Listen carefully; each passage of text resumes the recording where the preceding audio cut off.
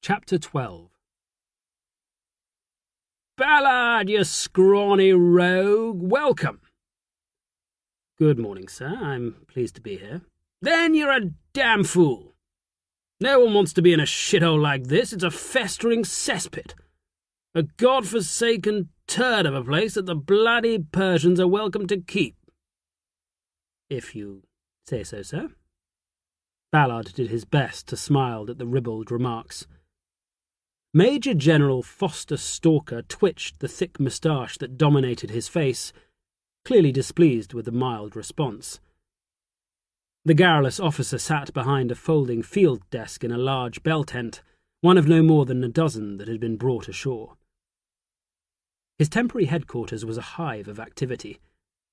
Staff officers bustled in and out, brandishing reports and scraps of paper as if they held the key to the entire campaign in their hands. Most were being filtered through an officer wearing the star and crown of a captain on his collar, who sat at a separate desk near the tent's entrance. "Hunter!" Stalker bellowed across the tent to get his aide-de-camp's attention. "Come over here, you damn scoundrel, and listen to what the devil here has to say." "Yes, sir." Captain Hunter got to his feet. It was clear he was used to his general's domineering manner. He smiled pleasantly as he came across to join the pair of intelligence officers. Jack had watched Ballard closely as Stalker delivered his forthright opinion on the local area. A casual observer would have noticed nothing on the Major's face that betrayed his reaction, but Jack saw the slightest narrowing of the eyes as Ballard winced at Stalker's coarser tongue. He was becoming accustomed to the Major's ways, and he knew Ballard would not enjoy such a vulgar display, even from his own commanding officer. "Gentlemen, may I introduce Captain Fenris? He will be working with me." Ballard hid his distaste well, and introduced Jack to the pair of officers with urbane charm. They had discussed at great length what name he should take, and had decided to stick with Fenris rather than assume yet another false identity. It was unlikely that anyone else would make the connection between a Hussar captain and a young lieutenant who had died in an unknown battle in the far northeast of the country.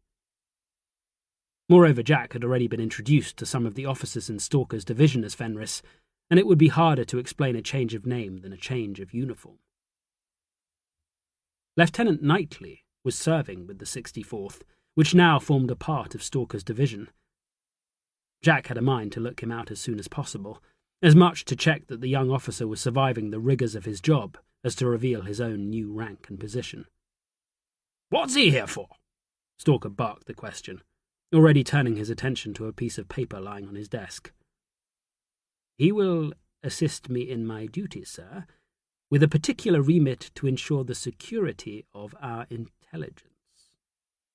Ballard was careful in his reply. "Sound bloody dull?" Stalker scrunched up the paper and threw it to the floor. He fixed Jack with an uncompromising stare. "If you want to do some real damn soldiering, let Hunter know." "I am sure Captain Fenris will be actively employed in the intelligence department, sir," Ballard answered the general quickly, giving Jack no time to reply. "I don't see how." Stalker's bushy eyebrows knitted together. "You already have that brute of a man with you. What's his name?" "Palmer, sir." "And now you need someone else. God alone knows what you all bloody do all day." Stalker shook his head. "So, what do I face?" "I have a full report for you, sir," Ballard replied. He was clearly trying hard to avoid becoming nettled by his general, keeping his replies brisk and businesslike. "I'm sure you have. Hunter can read that later. I want a summary, and I want it now." The slightest flush of crimson decorated Ballard's prominent cheekbones at the rebuke. To his credit, he rallied quickly. "Very well, sir. We now know that the Shah's forces took Herat on the 25th of October. He has added the city to the 12 other foreign provinces under Persian imperial control. The closest enemy forces are still at the fort at Rashir, sir, as in my last report. Current estimate has them numbering around 2,000 infantry. The Shah also maintains a strong garrison at the port of Bushir, 12 miles from here, but the bulk of his army is still inland. He will know of our arrival, and initial reports claim that he is beginning to assemble his strength around the town of Borazhoun, 46 miles from here. It is this force that we will have to face in battle, and I would say that we should expect them to be ready to dispute our presence here shortly.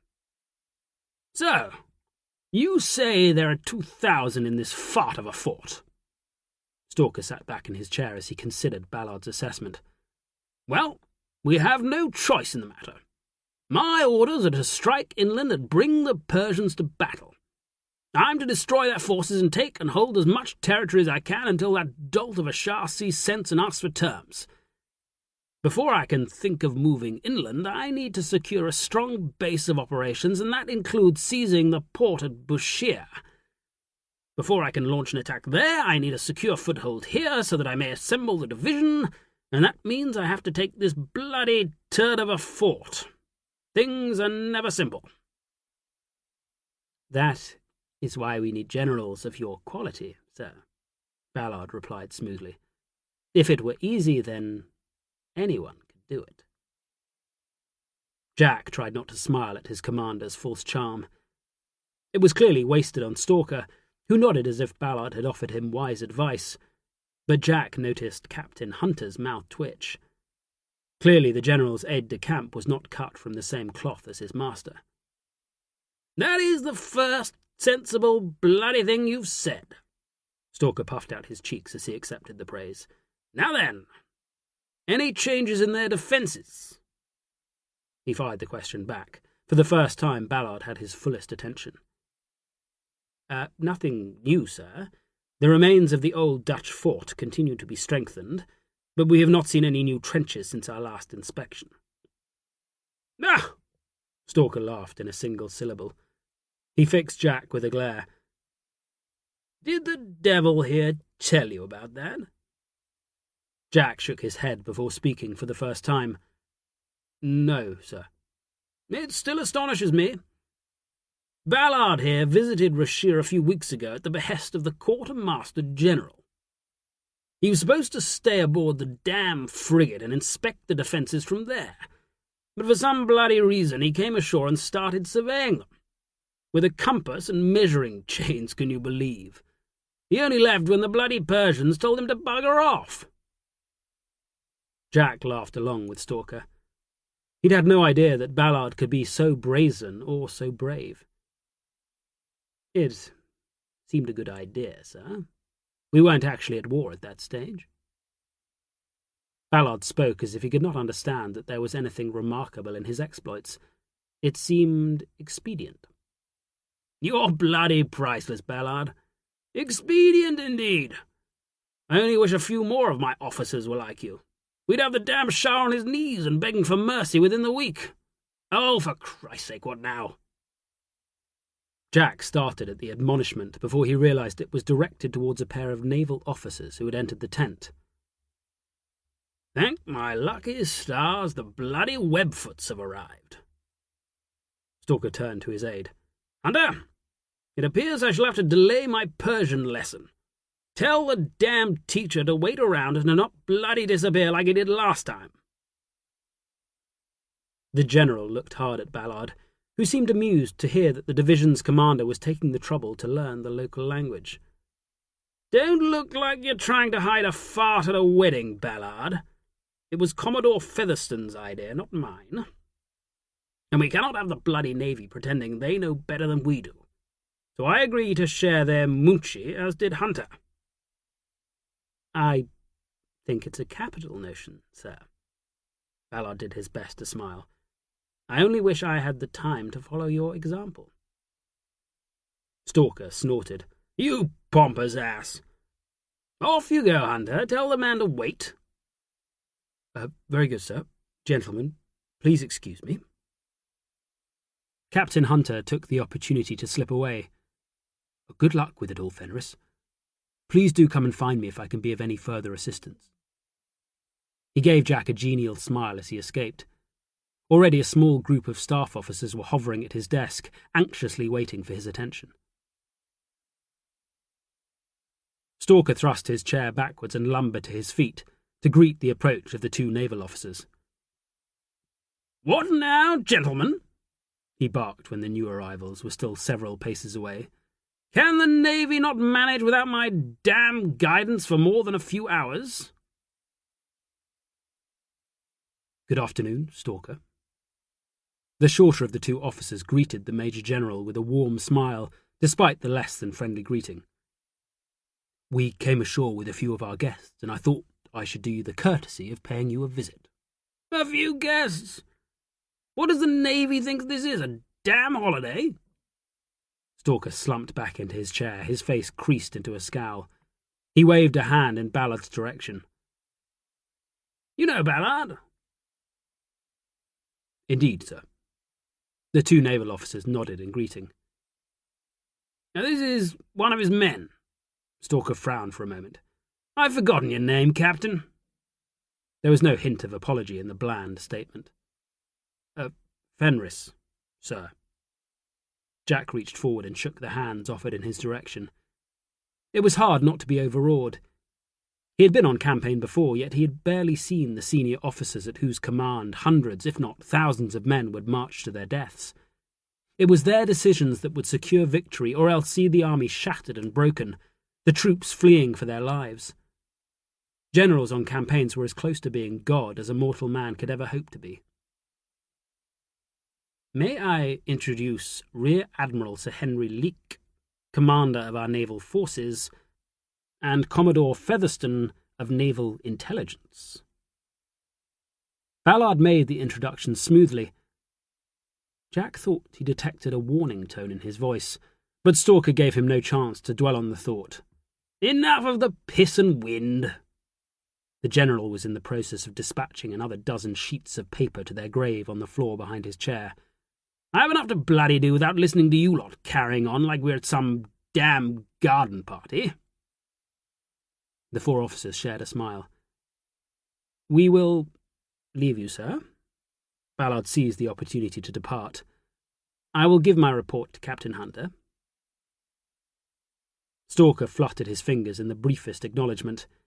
Jack followed Ballard out of the tent, happy to escape. "Ballard, a moment of your time." The voice called them to a halt before they had gone more than a dozen paces from Stalker's tent. They turned to see Commodore Featherstone hurrying after them. "Sir?" Ballard inquired politely. The naval officer puffed his cheeks as he came to a halt. He was much older than Ballard, his thick mutton chops and thin crop of hair completely grey. His face was lined and weathered by a lifetime spent at sea, but his blue eyes were keen. "I wonder if you could send me a copy of your report on the defences at Rochelle. I would like to see how well it tallies with my own." Featherstone made the request seem trivial, but Jack saw Ballard's eyes narrow at the suggestion. "Of course, sir. I would be delighted." There was little hint of pleasure in Ballard's icy reply. "Obliged to you. I will, of course, extend the same courtesy and send you the Navy's own intelligence." Featherstone's small head bobbed forward as he replied. He looked like an undernourished starling pecking at a crumb. "It is very kind of you to offer, sir, but there really is no need. I doubt we missed anything." Ballard's opinion of the Navy's intelligence-gathering skills was evident in his less than enthusiastic reply. Jack realized that Featherstone's role was similar to Ballard's. It was also clear that there was little love lost between the two rival intelligence officers. "Our gunboats have drawn an accurate account of the enemy's position, with an estimate of their numbers," Featherstone continued, despite Ballard's belligerence. "I appreciate it may not be quite as good as a survey on foot, but I warrant you could use the information, if only as a counterbalance to your own. We cannot risk any oversight." "Of course," Ballard replied through gritted teeth. Featherstone turned his attention to Jack. "Captain Fenris, I am surprised we have not met before. You must be a recent attachment to Major Ballard's department." Jack saw the keenness in the older officer's stare. Featherstone missed nothing. "That's correct, sir. My transfer came through shortly before embarkation." He was smooth in his reply.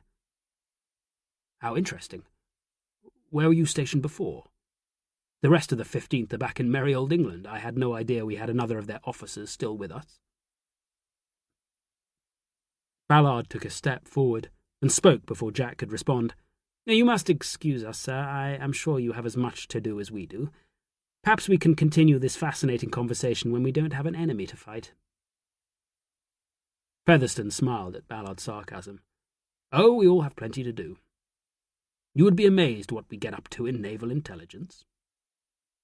He said nothing more, and retreated to Stalker's tent with only a fleeting nod of farewell. "Odd fellow," Jack remarked.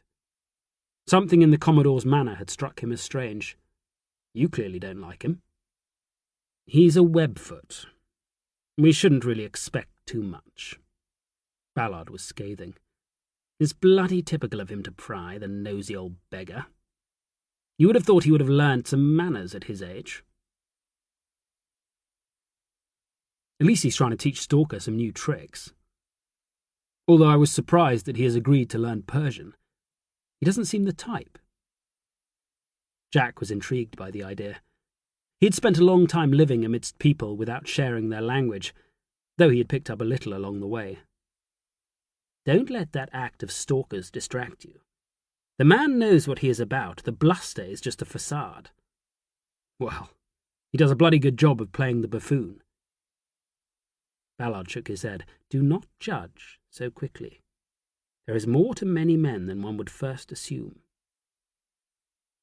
Jack contemplated the advice. Coming from Ballard, it meant something.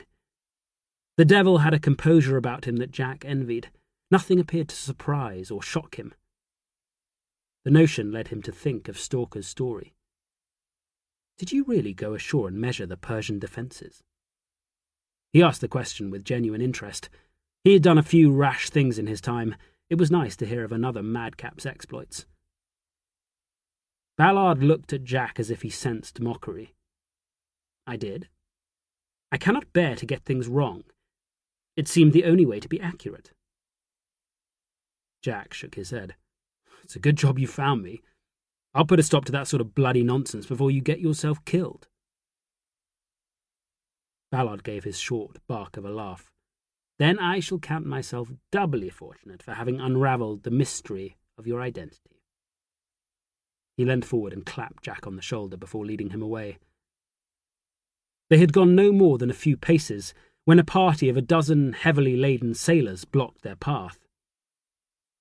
The matelaos were weighed down with luggage, a bewildering assortment of portmanteaus, cases, hat boxes, and canvas-wrapped parcels that looked more suited to a stay at a fine Bombay hotel than a dusty campaign field.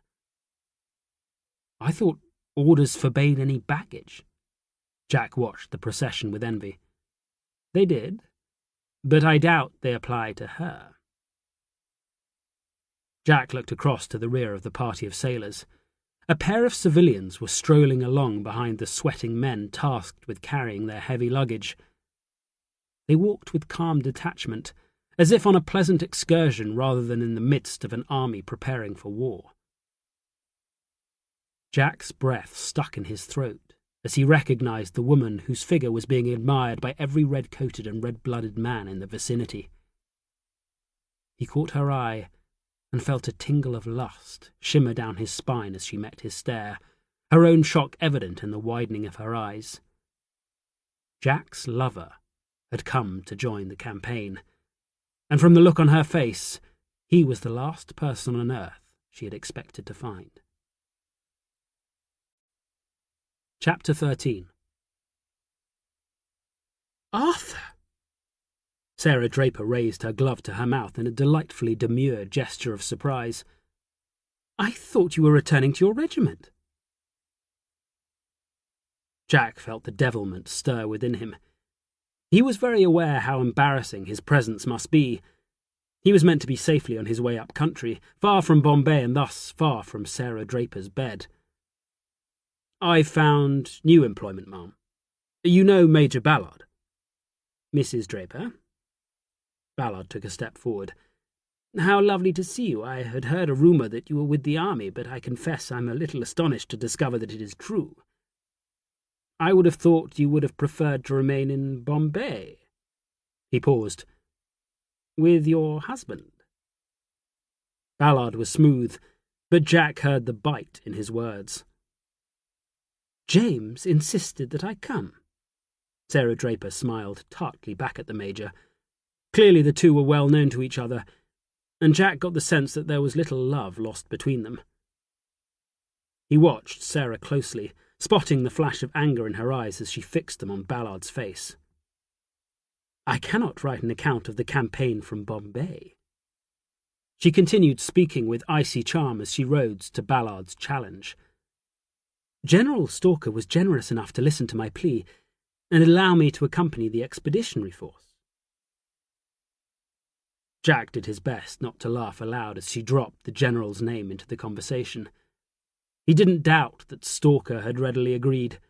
Beautiful women tended to get what they desired. Even crusty old generals could not deny them. Not that he could blame Stalker. He was very aware of his own infatuation with Sarah. If she made demands, then Jack knew he would oblige and be delighted to do so. Ballard stiffened his back so that he stood ramrod straight as he responded to Sarah's tone. "I would be delighted to offer my assistance should you require it. I would hate to see you inconvenienced in any way. An army on campaign is by its very nature a rough and ready sort of affair. It may not be quite to your taste." "Why, thank you, Major, but I rather think I shall manage quite well. And if I find myself in any difficulties, well, I am not here alone." She turned and beckoned her escort into the conversation. "I should introduce my brother. Simon, you know Major Ballard, but I don't think you know his colleague." "No, he does. We met." Jack spoke first, fixing his eyes on the young man who had accosted him on the stairs shortly before Ballard had abducted him. It appeared that although Colonel Draper had allowed his wife to join the campaign, he was not foolish enough to do so without making sure she was accompanied by a suitable chaperone. And who better than a brother to safeguard a lady's virtue? He let his hand fall to the handle of his sword, a gesture noticed by all. "However," he continued, "I'm afraid he did not have the manners to introduce himself." The young man scowled. "My name is Simon Montfort. I suggest you remember it well." He said nothing further, but came to stand protectively at Sarah's side. "I'm pleased to see you again, Simon." Ballard was watching Jack closely. The tension between the two younger men was evident as they regarded each other like bull mastiffs, their hackles raised. "This is Captain Fenris." It was obvious that the Major was doing his best to ignore the atmosphere. "I shall not forget your name." Montfort's tone was icy. He turned to Sarah. "We must be getting on, sister dear. We have much to do, as I'm sure do these gentlemen." "Nothing that cannot wait." Jack matched the other man's tone. He turned his body, subtly isolating Montfort on the periphery of the conversation. He had seen enough of polite society to know how to cut someone dead. He focused his attention on Sarah. "Perhaps we can meet later on at a more—" He paused as if testing the next word. "Suitable hour." He was delighted at the reaction. Sarah's face flushed scarlet, a shade that sat well on her pale English complexion. Montfort looked as if he was being force-fed a turd. The lack of subtlety in the remark was not lost on Ballard, who raised an eyebrow. "I am sure we will all have much to do." Montfort took a firm hold on his sister's arm and made to push past the two officers. "Yes, of course." Ballard took a step backwards. Jack made no effort to move. As he expected, Montfort tried to barge his way past. Instead of forcing a passage, he bounced off Jack's shoulder, his hissed oath betraying the pain of the impact. "Out of my way, damn it!" Jack stared hard into the young man's eyes. It was only the second time they had met, and yet on both occasions it had seemed almost inevitable that they would come to blows. "You should learn to curb your tongue." He spoke in the calm tone of an adult dealing with an unruly child. "Otherwise you could find yourself in a whole boatload of trouble." "Captain Fenris." Ballard might not understand the source of the tension between the two men, but his anger was clear. "You appear to be in the way." Jack continued to stare into Montford's eyes. He could sense the evil in the man. Montford met his gaze evenly. A look of mocking satisfaction appeared on his face. "Do as you are told, old man. Stand aside." Jack held his position for a moment longer before taking a large step to one side and sweeping his arm in a theatrical gesture to show the path was clear. The two civilians hurried after their rapidly departing porters. "What on earth was all that about?" Ballard asked under his breath as Sarah Draper and her brother moved out of earshot. "You looked like you wanted to call the man out."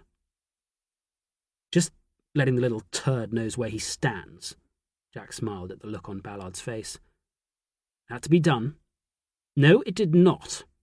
Ballard scowled. "Do not forget who you are or why you are here.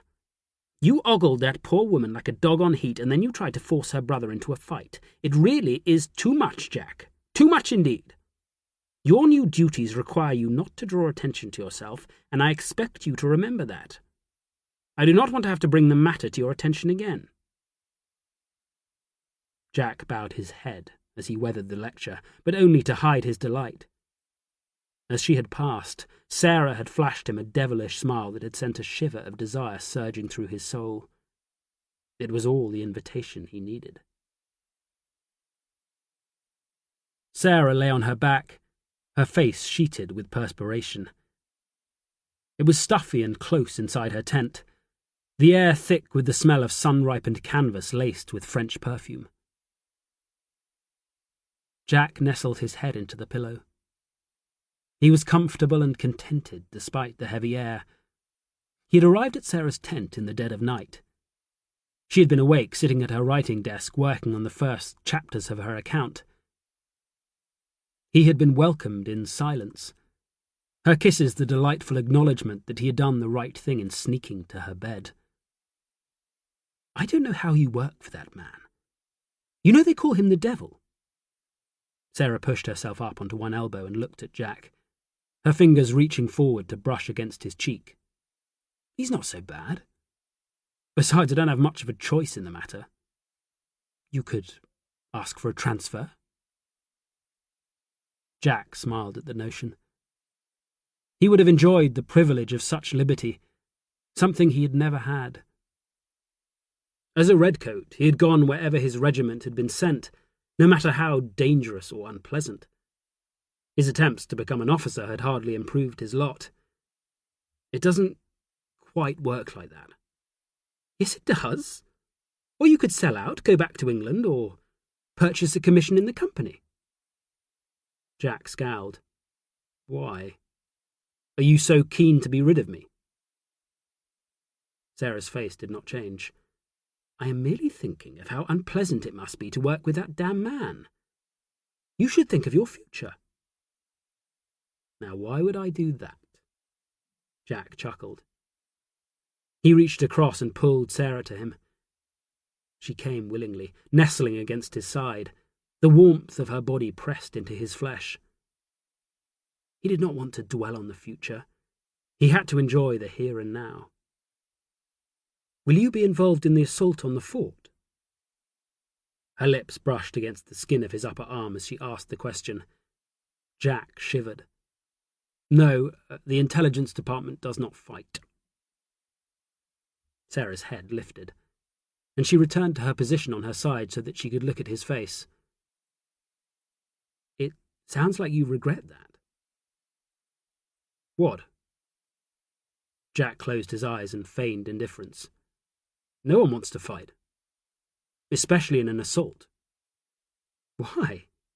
You are soldiers. I thought you always wanted to fight." Jack found he could not answer. There was nothing in battle that was to be sought out, yet he was drawn to it nonetheless.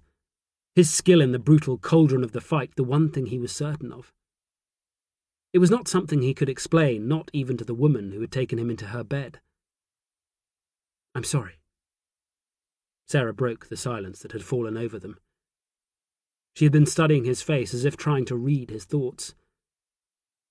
"I think you know very well what battle is like. I do not, and it was thoughtless of me to make light of it. I know what it is to suffer, to have memories that you lock away." Jack looked at her. He thought he caught a glimpse of something more in her gaze, but it retreated quickly, pushed away by the sparkle of light that so captivated him. "Will you tell me?" He asked the question honestly. Sarah stared back at him. For a moment the faraway look returned, but then she smiled before moving close to him once more. "So, tell me what is to happen next. I need to understand, otherwise my account will make no sense." Jack thought of pressing her, but he knew what it was to have demons, to have a past that had to be shackled away lest it rule a man's soul. Sarah's body was against his skin, and he did his best to savour the feeling and to forget the look of pain in her eyes. "Well, it will be a hard fight. The enemy are well dug in, and they will know we've landed. They know we must attack them, and from which direction. The only thing they don't know is when the attack is coming." "Surely it will take days for the army to be ready." Sarah was fiddling with her hair, twisting her fringe into a short plait before letting it unravel. "Stalker has only just landed. He cannot be prepared to launch an attack so soon. We march tomorrow. These boys certainly know what they're about." Jack could not hide how impressed he was. In the Crimea it had taken days to sort out the chaos of the landings. The disembarkation onto Persian soil had only taken place the previous day, yet already the army was ready to march. The sailors of the Indian Navy had worked tirelessly to bring the thousands of soldiers ashore, along with the equipment, provisions, guns, and stores they would need to start the campaign in earnest. He does not need the whole army, surely. He will use at least 4 battalions, maybe all 5. Jack was enjoying lying on Sarah's charpoy. It beat the sandy ground on which he had tried to sleep the previous night. The travelling bed had only been built for one, but he did not mind being pressed close to such a charming bedfellow. The whole division? Why so many? The assault is making Stalker nervous, and he's right to worry. Jack knew from bitter experience just how hard it was to remove an enemy from a fixed defensive position. He cannot risk failure. He knows that the longer the campaign goes on, the more likely it is that he'll be replaced by someone more senior. His only hope of remaining in command is to give his masters a swift victory, so he cannot afford to delay. Jack enjoyed being able to recount the general's plans. It made him feel part of the campaign's inner circle. He only knew what was planned because Ballard had told him over dinner, but it did not matter. He wanted to impress the woman who had taken him to her bed, and prove that he was so much more than a typical junior officer. So the men will have to fight simply to keep Stalker in his job. Isn't that always the reason? "Ah," she purred in approval. "You're a cynic." "No, I'm a soldier. We're all cynics when it comes to laying down our lives." Sarah looked at Jack out of the corner of her eye. "You're no ordinary soldier, Arthur. You're quite different to all the rest." She gave up her temporary hairdressing and lifted herself up on one elbow so she could look at him properly. She reached forward to trace the thick scar on his left side, the legacy of a bullet that had been meant to kill him. Her fingers walked soft patterns over his skin as she stroked each scar and blemish, the tantalizing, gossamer-like touch setting him on fire. She leant forward and kissed the thick raised line on his left arm, the legacy of a wound that had cut his flesh to the bone. Why don't you like my brother? She whispered the question, her lips busy on his body. Who said I don't like him? Sarah lifted her head and pouted. I think you have made it rather clear. Or do you normally barge into people you like? He walked into me. Jack frowned at her tone. He wanted her teasing his flesh, not picking at his mind. Don't be childish. The rebuke was waspish. She pulled away, the memory of her touch leaving his skin tingling. Jack sighed. He could not explain why he had taken such a dislike to Sarah's brother. It was based on nothing more than instinct, but he had long ago learned to trust his judgment. He's not my type. That's not an answer. It's all I have. Sarah's eyes narrowed. So will you at least tell me how you came to be here? She rolled onto her side to face him, once again reaching forward to stroke his flesh. 1 minute you're a lieutenant in an ordinary regiment of the line, the next you're a dashing cavalry officer and a captain. I don't recall spending all that much time in conversation when we last met. Sarah pouted and her fingers stilled their delicate touch. The 15th are not with the division, so why are you here? Jack sensed the change in the tone of her voice. I'm on special duties. It was hard to keep the pride from his reply. He was an urchin from the foulest rookeries of East London, but now he was serving on the staff of a general, wrapped in all the finery of a hussar captain. It was hard not to be proud. The answer seemed to appease her. Special duties? That sounds intriguing. So far it's been as boring as hell. Jack thought of the hundreds of dull reports he had read. His life in Ballard's department was far from glamorous. I'm pleased you're here. Sarah used her nails to trace the outline of the scar on his arm, sending shivers running through his body. I would have hated being alone. Jack closed his eyes to maintain control over his body. He had a feeling Sarah Draper was never alone for long. Why are you here? For my book. Sarah was earnest as she explained the reason for her presence. I plan to write a journal about the campaign. If that fat old sow Fanny Duberly can do it, then so can I. She was only the wife of a damn quartermaster and never got within a mile of the fighting, yet she's being treated like some Amazonian warrior. Jack grimaced at Sarah's turn of phrase. He was not accustomed to hearing a lady curse. He had heard a little about Fanny Duberly.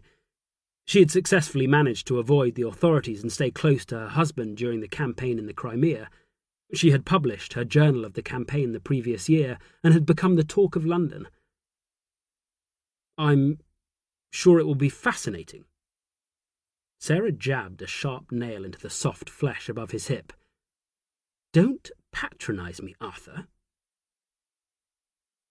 Jack opened his eyes to see Sarah staring at him coldly.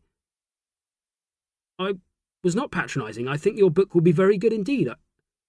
I don't think you would have it any other way.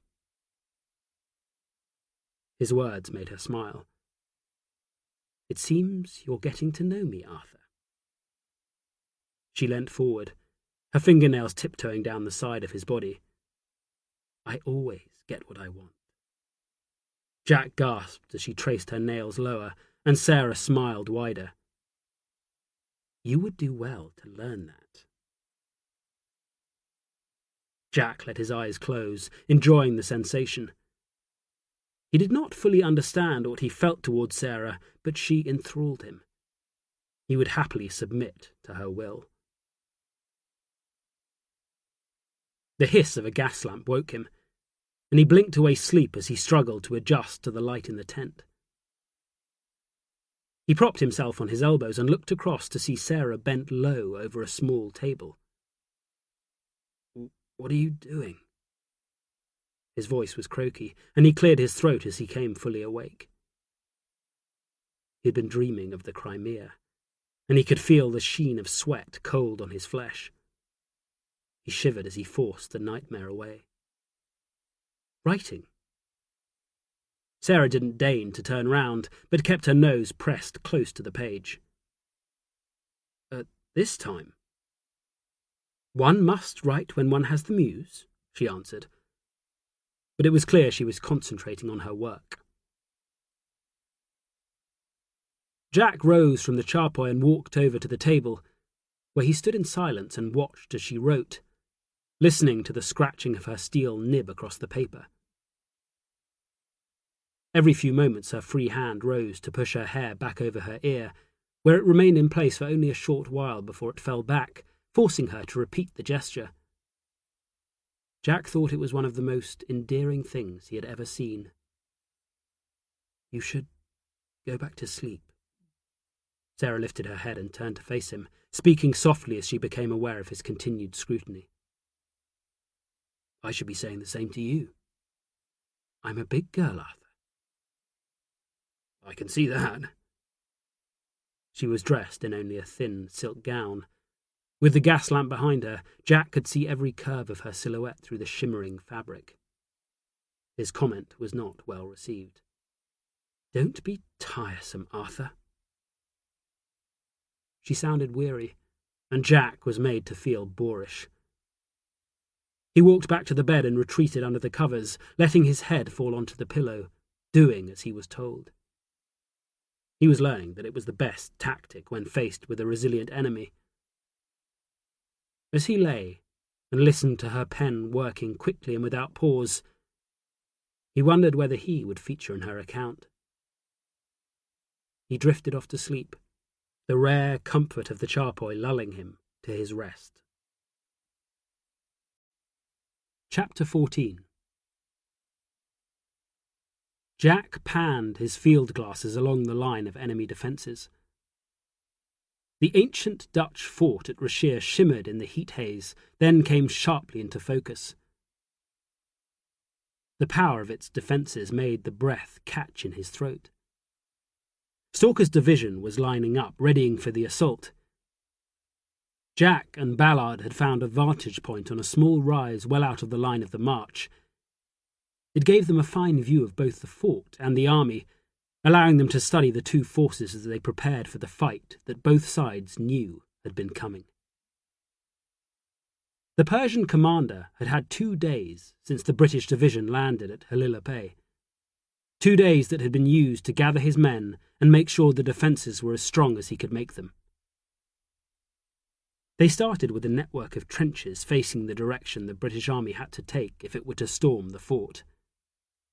They had been dug deep, the tops reinforced with sandbags, their path twisting and turning across the end of the peninsula. The long, wearing campaign in the Crimea had taught the world the most modern techniques of siege warfare.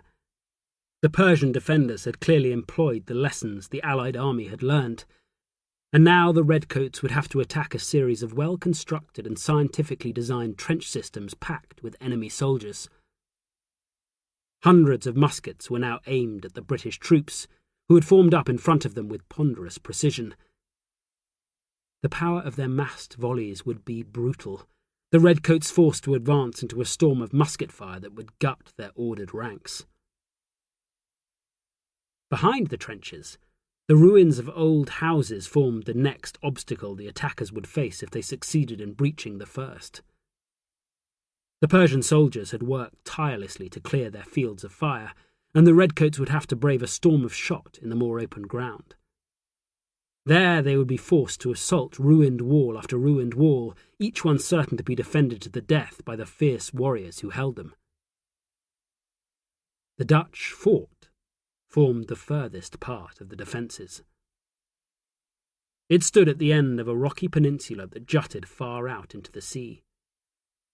The forbidding grey waters crashed around the heavy band of rocks at its base, the sound of the impact echoing across the peninsula like distant thunder. The old fort had been repaired and strengthened by the Persian defenders, who had seized upon its ancient defences to form the bedrock of their position. Broad ramparts lined the thick mud walls, buttressed by bastions dotted at regular distances along the length. The whole was surrounded by a deep, dry moat, a killing ground where any attackers would be exposed to constant fire from the defenders safe behind the ramparts.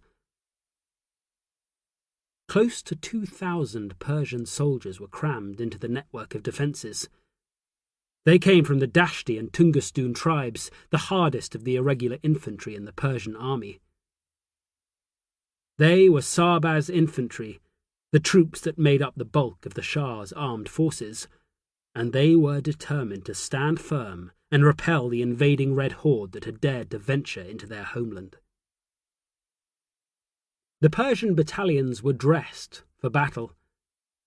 Each Fuaji wore a different coloured cloth jacket, which created a gaudy kaleidoscope across the wide defensive line. The bright jackets were tucked into wide white pantaloons that were fastened above ankle-high boots with long stockings. On their heads they wore tall, cone-shaped ram fleece hats called popaks, which made them look distinctly foreign to the watching British soldiers.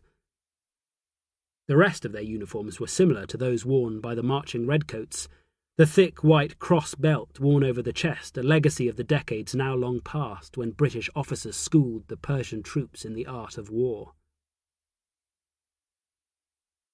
The Sarbaz infantrymen were armed with long, smooth-bore muskets. They were outdated when compared to the modern Enfield rifles carried by the British redcoats, but were still reliable and brutally effective. The Persian weapons used English-supplied flintlocks, another legacy of the British association with their army. The redcoats would come under fire from weapons sparked by the product of English manufacturing. The enemy infantry waited for an assault they knew was inevitable. They trusted to their guns and their defences, confident that the red-coated army they faced would break itself on their walls and trenches. They would defeat the invaders and send them scurrying back to the boats that hovered on the horizon. Confident of victory, the Sarbaz waited for the assault without fear. But they hadn't reckoned on the Indian Navy. The gunboats, sloops and steam frigates had manoeuvred into position around 1,700 yards away from the fort, and now they opened the bombardment that signalled the start of the assault. Heavy artillery shells ripped through the air, their passage marked by a dreadful keening. They smashed into the network of trenches. Great gouts of earth thrown high into the sky as explosions rippled across the defenders' line. Bang on time. Ballard snapped shut his pocket watch and returned it to his pocket. Do pardon the pun. You have to hand it to our jolly Jack Tars. They certainly know how to shoot. Jack winced as a second salvo of shells roared out from the ships anchored close to the shore. He knew what it was like to be on the receiving end of well-directed artillery fire. The terror of marching into a bombardment from a battery of heavy cannon still haunted his dreams, and he felt a pang of sympathy for the Persian soldiers. The second round of shells ripped into the trenches. Many exploded too early, the flash of the explosions bright even in the early morning sunshine. But the Navy gunners knew their trade, and a great number exploded the moment they entered the trenches. Even from a distance, Jack could hear the screams as the shells tore men apart, their dreadful effect magnified in the close confines of the trenches. The slaughter would have been terrible to behold. A third, then a fourth salvo crashed out. Jack could picture the sweat on the smoke-streaked faces of the ship's gunners as they readied their enormous weapons. They would be going through the well-rehearsed drill without thought, the commands of the gun captains redundant after countless hours of repetition. The sailors were fortunate. They were far enough away to see their target as an abstract thing, not a living mass of humanity. They were spared bearing witness to the dreadful destruction they were bringing down on the Persian soldiers closest to the British assault troops. Jack turned and looked at the long line of redcoats assembled to attack the fort. Major General Stalker had ordered his 5 battalions to form the assault in 2 lines of attack. The 1 regular British Army regiment, the 64th Foot, were in the front rank, alongside the 2nd Bombay Light Infantry, a regiment of the East India Company's forces recruited from European rather than native soldiers. 2 native regiments, also from the company's army, the 20th Bombay Native Infantry and the 2nd Baluch Battalion, formed the second line, with a 3rd native regiment, the 4th Bombay Rifles, positioned out on the left flank. 3,000 men, ordered to attack whatever remained of the Persian defences after the initial bombardment had finished. As Jack watched, the army's own gunners opened fire. 2 batteries of field artillery and 1 of horse artillery added their firepower to the barrage fired from the ships crowded close to the shore. The trenches had now nearly disappeared under a thick cloud of smoke from the countless explosions. Yet it was not hard to imagine the destruction. All along the line, huge explosions threw enormous fountains of soil high into the air, as if some angry god was tearing holes out of the very earth itself. The ground shook with the power of the salvos.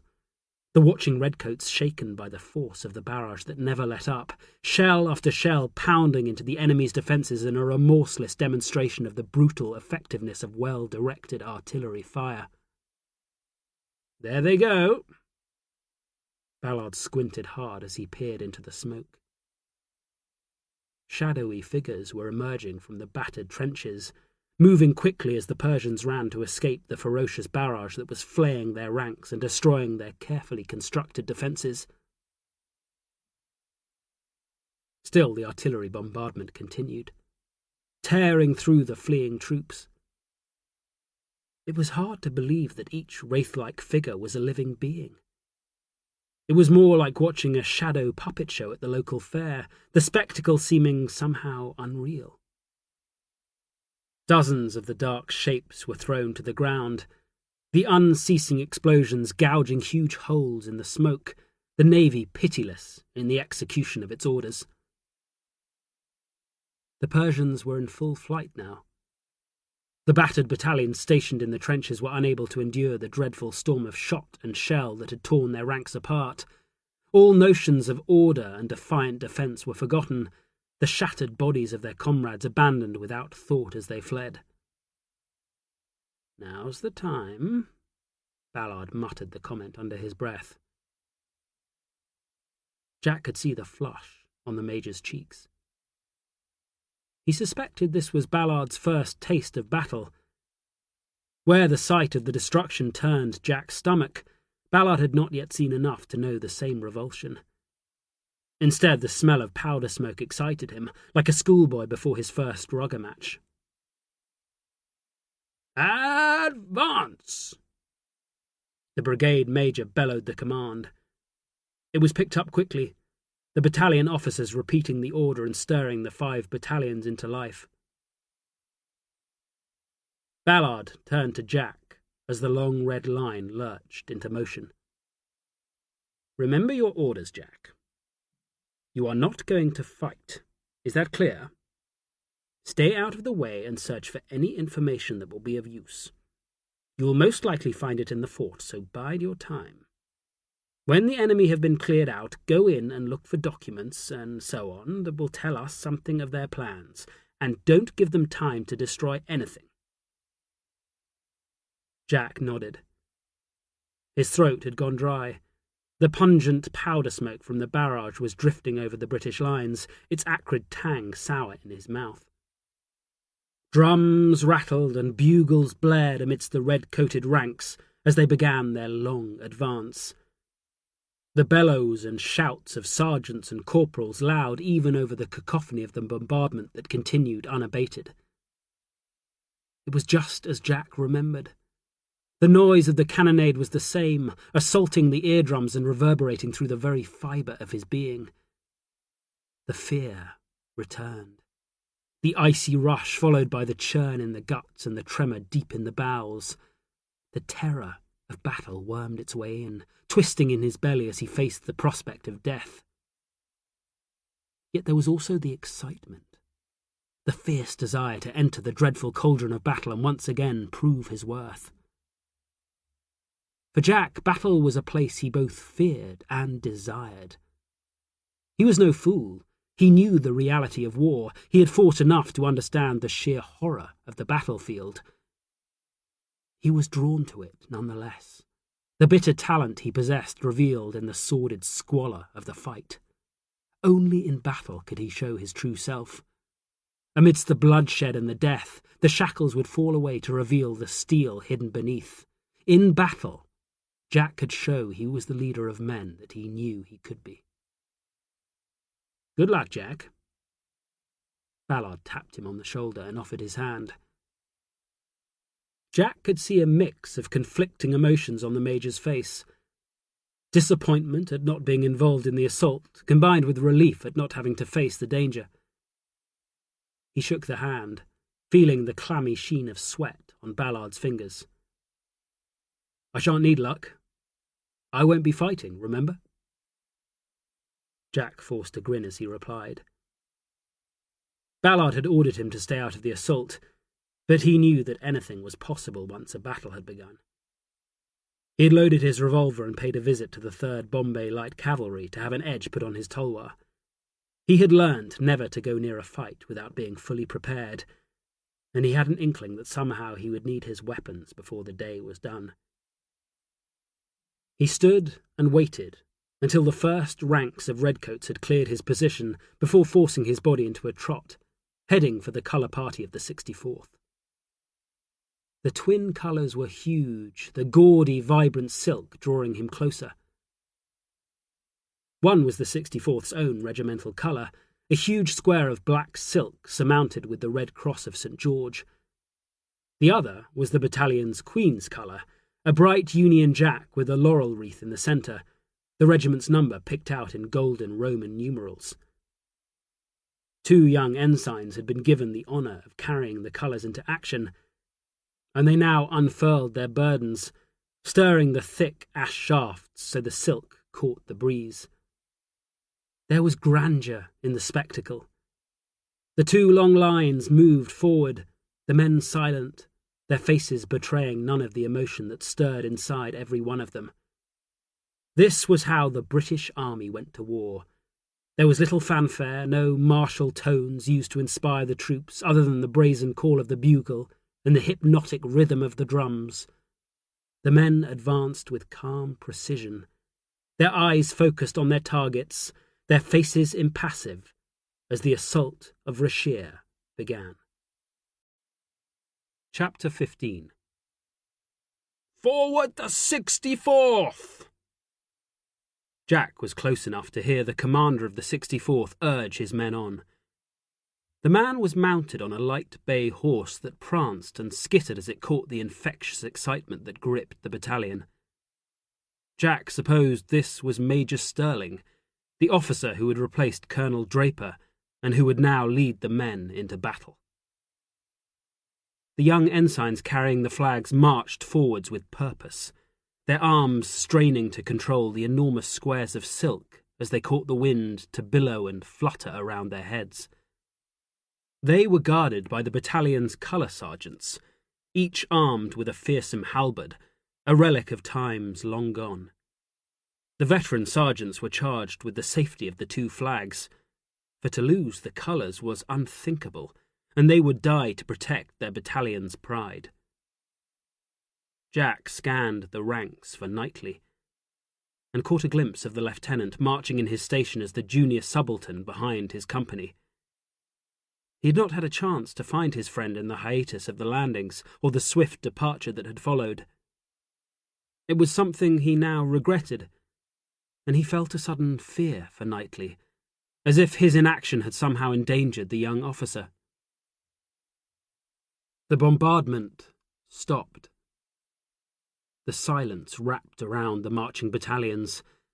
It was an unearthly quiet, and the faces of the redcoats turned pale as they imagined what was to come. The 900 redcoats of the 64th advanced 2 ranks deep, with a single company thrown out in front in a skirmish line. Behind the line, the sergeants prowled, their harsh voices snapping out to dress the ranks, keeping the advance steady, presenting an unbroken front towards the enemy. The sandy ground passed swiftly under the heavy tread of the redcoats' boots. No enemy fire contested their advance. The trenches were ahead, a thick band of powder smoke enveloping them like a London particular. Had they still been manned, the redcoats would now be advancing into a maelstrom of fire. But the navy and the artillery had done their work, and instead the British marched into an eerie silence. The skirmishers reached the trenches first. Jack saw the light company from the 64th scramble down, disappearing from sight for no more than a heartbeat before they reappeared on the far side, the dispersed ranks flowing across the obstacle with barely a pause. He could hear the officers' whistles as they led their companies on, the men moving with urgency now that the enemy fortifications had been reached. The first shots rang out. Jack forced his pace, trotting forward so that he no longer wandered between the 2 lines of advancing redcoats. Ballard's orders to keep out of the fight were fresh in his mind, but he had felt exposed advancing alone. He wanted the company of the redcoats, and the steady ranks of the 64th drew him in like a moth to a candle. He did not want to die alone. The 64th skirmishers were taking cover as they left the network of trenches behind. Working in pairs, they opened fire on the enemy sheltering behind the ruined walls of the village that had once clutched to the skirts of the Dutch fort. The Persian ranks were beginning to reform, the remnants of the men in the trenches regrouping behind the men stationed in the second defensive position. The wild terror of their flight eased now that they had escaped the horrific bombardment. The officers started to reassert their authority, bringing order out of the confusion and rebuilding the shattered ranks so that their men would once again be able to join the fight. Fresh Persian Fouaji crowded behind the broken houses and piles of rubble, hundreds of muskets now aimed at the thin red line of skirmishers. The leading redcoats were horribly outnumbered, but the 64th's light troops were not there to fight toe-to-toe with the packed defences. The skirmishers were trained to use cover and to fight independently. Their job was to picket the defences, aiming their shots at the officers and sergeants who controlled the enemy soldiers, eroding the control and morale of the enemy before the thick ranks of the battalion arrived to deliver the shattering power of their massed volleys. The Persian defenders opened fire, delivering a single huge volley as they sought to scour away the thin line of skirmishers. But the light troops knew their business. Their ranks were scattered, the extended formation leaving wide gaps between the pair of redcoats, who ducked and twisted as they fought, using every bit of available cover to shelter from the enemy fire. Hundreds of musket balls flayed the air in a violent storm, but few skirmishers were hit, and they fought on, ramming and loading as they poured on their own fire, snatching men from all along the Persian line and exacting a dreadful toll on the enemy's leaders.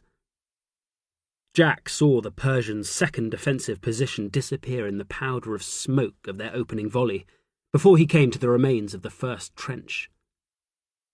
The parapet had been shattered, the sandbags used to line the top blasted apart by a well-aimed shell. The sand inside them had been scattered, dusting the ground, the soft yellow bright against the churned mud.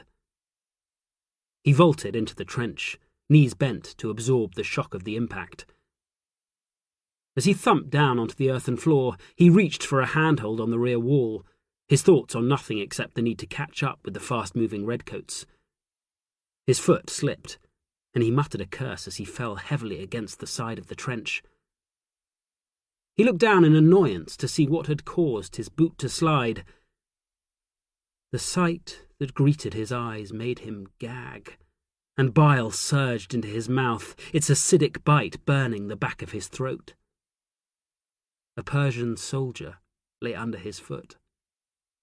The man had been hit by the naval bombardment, The same shell that had shattered the trench had eviscerated the unfortunate soul's stomach, and his entrails lay blue and pulsating on the ground, swamped in a sea of blackened blood. Jack's boot had landed on the gruesome mess, his heavy tread crushing the twisted guts into the mud. "Dress the ranks!" The 64th's regimental sergeant major's voice thundered out from the far side of the trench, bringing the redcoats to a halt. Jack tore his eyes away from the ruined body and forced himself up the side of the trench, emerging to see the British line halted whilst the officers and sergeants realigned the formation after the disruption of crossing the trenches. It was an understandable thing to do, yet it delayed the assault and gifted the battered Persian soldiers time to regroup after their retreat from the punishing artillery bombardment. "Major Sterling!" Jack scrambled through the second trench before breaking free to run along the stalled line, calling for the attention of the 64th's commander. He saw the major turn as he heard his name. His face creased in concern as he saw a captain of hussars running towards him. "What the devil? Who the hell are you?" Jack slowed as he realized he had the major's attention. He could see the anxiety etched on the officer's face. It was no small thing commanding a battalion in battle, and Jack had sympathy for the man. But to halt the attack was folly, and he would be damned if he would sit on the sidelines and watch idly as the success of the assault was threatened by excess caution. "Fenris, Stalker's staff." He gave the lie easily. His lungs ached from the exertion of running, and he was shocked at how out of condition he was. "Quick, man! What is it?" Sterling leaned closer. He was young for his rank, his thick beard and moustache devoid of any trace of grey. "You are to attack without delay." Jack straightened up and looked Sterling in the eye. "Don't waste time." "Damnation!" Sterling cursed, and a fleeting look of anger flashed across his face, but to his credit, he controlled it quickly. "You come from Stalker?" He snapped the question, waspish in the face of his commander's criticism. "Yes!" Jack felt his own anger rise. "Get a bloody move on!" This was not the time to dally. Decisions had to be made quickly now that the battle had started. Delay meant endangering the lives of the men. To Jack, that was inexcusable. "Damn it all to hell!" Sterling snarled the words before turning away. "Bugler, sound the advance. Come on, boys, let's get at them." The rising call rang out and was quickly repeated by the company buglers. The sergeants and officers raced back to their places as the line jolted into movement. Jack forced his temper down and trotted after the colour party.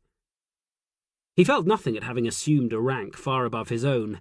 In battle, there was no place for niceties or polite suggestion. It was time to fight.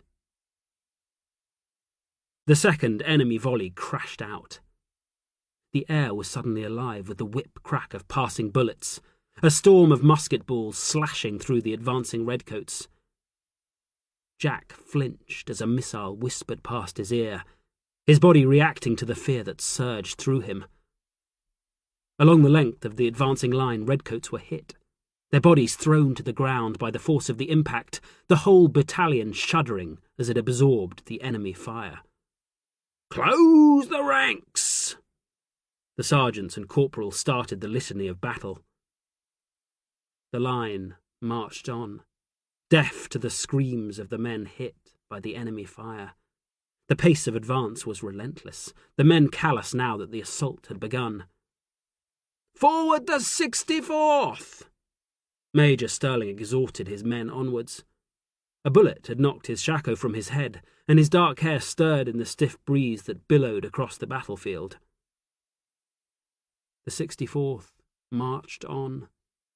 The Persians fired again, and more redcoats fell, their blood staining the foreign soil. This time the men seemed to surge forwards after the fire swept along the line, their mood changing now that they were close to the enemy. They tensed like a hound, straining at its leash, ready for the order they expected at any moment. "Now, my boys! Charge!" Sterling bellowed the command, waving his sword high above his head as he released his men. The redcoats cheered as they stormed forward. The assault snarled into life, the tight line breaking up and the wall of bayonets thundered towards the Persian line. The faces of the redcoats were twisted into dreadful grimaces as they were sent to do what they had trained for, to close and kill the enemy.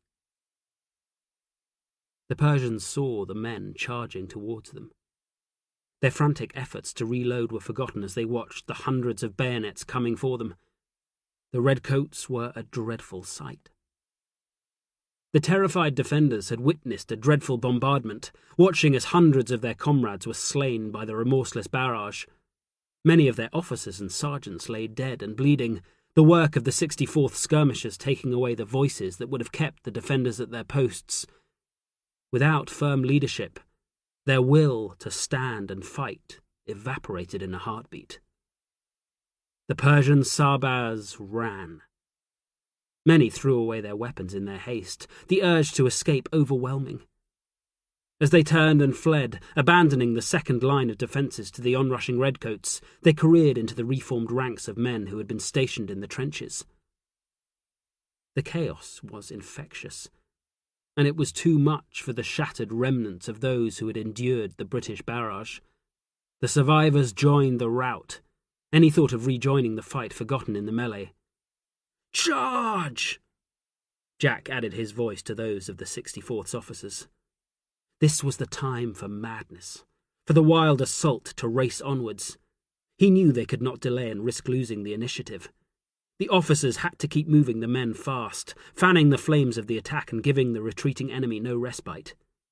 The redcoats had their foot on the throat of the Persian defenders. It was up to the officers to make sure they stamped down, crushing the last resistance without thought of mercy.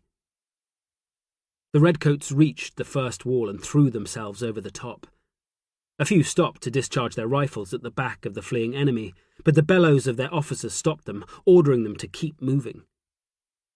Urged on by the officers, the men pressed forward, the last cohesion of the line disappearing as they thought of nothing but reaching the enemy.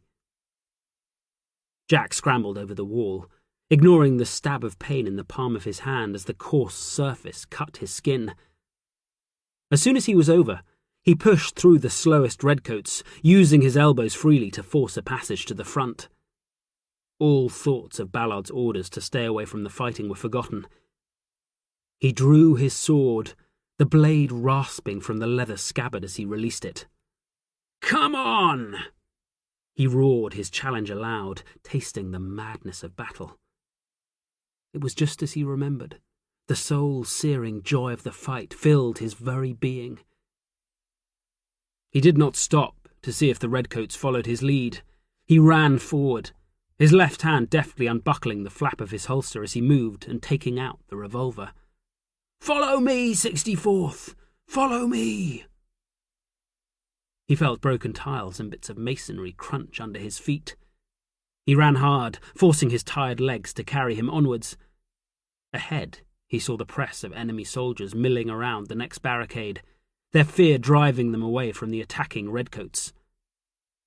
A few brave souls stopped to fire at the onrushing British troops, and the air was alive once again with the snap of bullets. Such courage was rare, though, and most thought of nothing but escape, fighting their own fellows to get over the wall and away from the steel bayonets rushing towards them. Jack reached the next wall. He heard the thump of boots and the jangle of equipment behind him as the 64th rushed after him. He heard the shouts of the other officers as they urged their commands to greater haste, the fire of battle well alight in their bellies. Clumsy now that both hands carried weapons, he bundled himself over the wall, landing on the balls of his feet just in time to see the rush of soldiers charging towards him. The men wore red jackets. For a single heartbeat, Jack had a terrible doubt that somehow another British battalion was attacking from the wrong direction, the similarity of the uniform making him pause. It only took a quick glance at the odd headgear of the leading ranks to recognize the enemy's counterattack. He raised his gun, taking aim at the first figure rushing towards him. The face that appeared over the revolver's simple sight was twisted with rage, the hatred of a man fighting an invader of his homeland. He could see that the enemy soldier had dyed his eyebrows and eyelashes with henna, the oddness of the fashion registering in his mind as he opened fire. The revolver's heavy bullet took the man in the face, snapping his head backwards. Jack switched his point of aim, firing for a second and then a third time, knocking two more of the red-jacketed enemy to the ground. "Get the bastards!" Voices screamed as the men of the 64th rushed past, their bayonets reaching for the enemy soldier's flesh. They blocked Jack's aim, so he joined the charge, buffeted by the impact as the fast-moving redcoats surged forward. The opposing groups came together in a rush, the men from the two armies throwing themselves at each other with wild abandon, the violence sudden, sharp, and brutal. The first men died in a heartbeat, the bayonets of both sides used with vicious precision. The bodies of the dead and the dying fell beneath the boots of the living, their bloodied flesh ground into the sandy soil without mercy. Jack thrust himself into a gap and lunged at his first target. His enemy's red jacket had the three thick yellow chevrons of a vekil on the sleeve, the same badge of rank worn by British sergeants. The man was no naive conscript, and he beat Jack's rushed blow to one side before thrusting his bayonet hard at Jack's guts, his lips bared as he tried to kill the Hussar officer with a disciplined attack. Jack let the blade come. He knew the man would stamp forward as he lunged, the drill no different from the one Jack himself had learned as a redcoat. The bayonet came at him fast, but he twisted away from the sharpened steel, letting it slide past no more than a single inch from his body. He slashed once with his tulwar, a short, controlled attack aimed at the junction of neck and shoulder.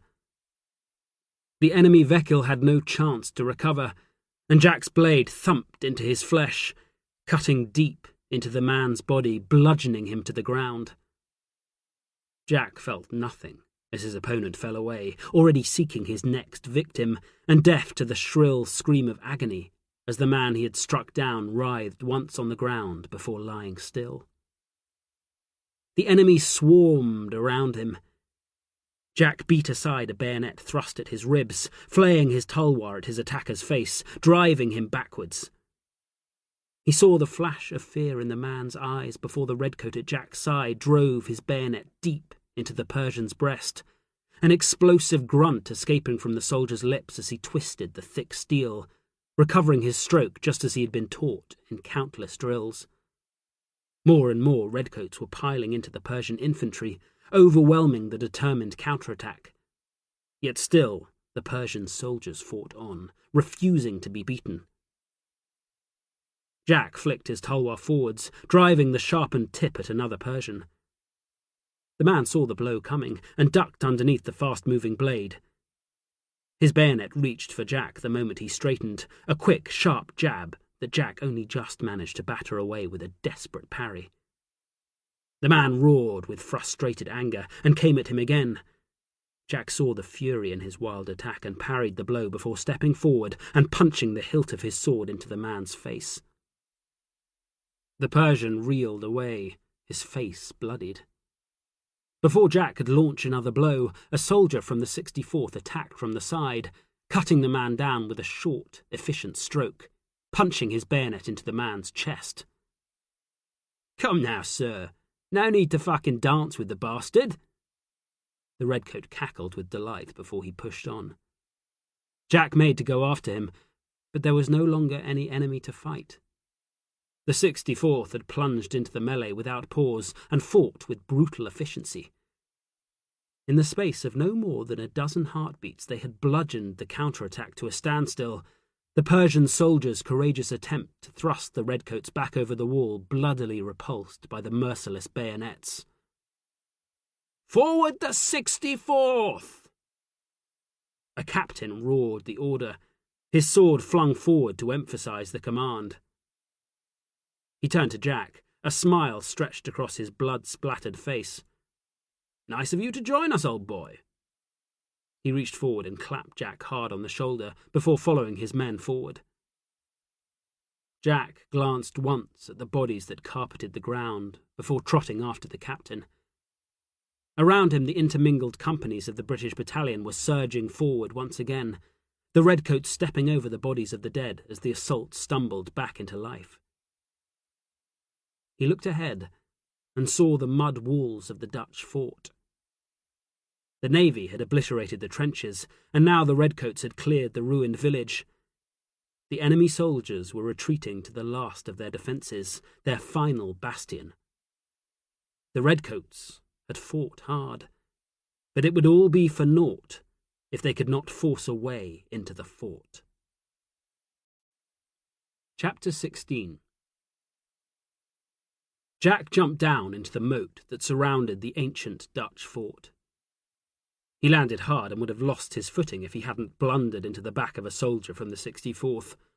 "Mind your fucking feet!" The man's voice rasped in anger as Jack thumped into him. Jack ignored the curse and tried to make sense of the confusion. The redcoats had followed their officers into the deep ditch, but once down, there was nowhere for them to go. They were pressed together in the confined space, and for the first time a ripple of uncertainty ran through the ranks. Ahead, a steep sand and shale embankment led up to the wall of the fort, which was lined with enemy soldiers firing down into the compact mass of troops in the ditch. Each shot found a target, and the battered Persian soldiers poured on the fire, knocking redcoat after redcoat from their feet.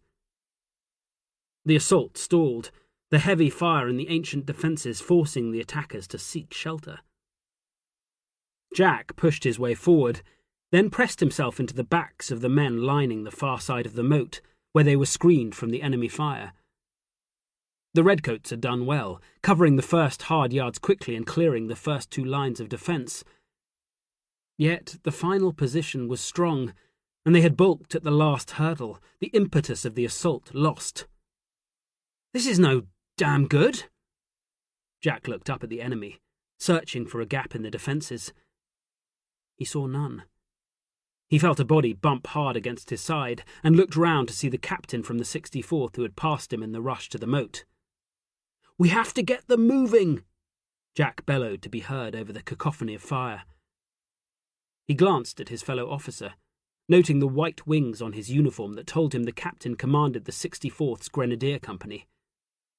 It was one of the two elite companies in the battalion, and Jack was pleased to have found the man in the midst of the melee. "You have that right, old man." The captain fixed Jack with a wild grin. His face was blackened from powder smoke, and there was blood streaked on the sabre that he held. "John Wood, Grenadier Company. Fenris, Intelligence Department." Captain Wood whooped with delight. "I was wondering what a dandy from the Hussars was doing down here in the mire. I'd rather supposed you'd got lost. I didn't want to miss all the fun." Both officers ducked as a Persian volley cracked out.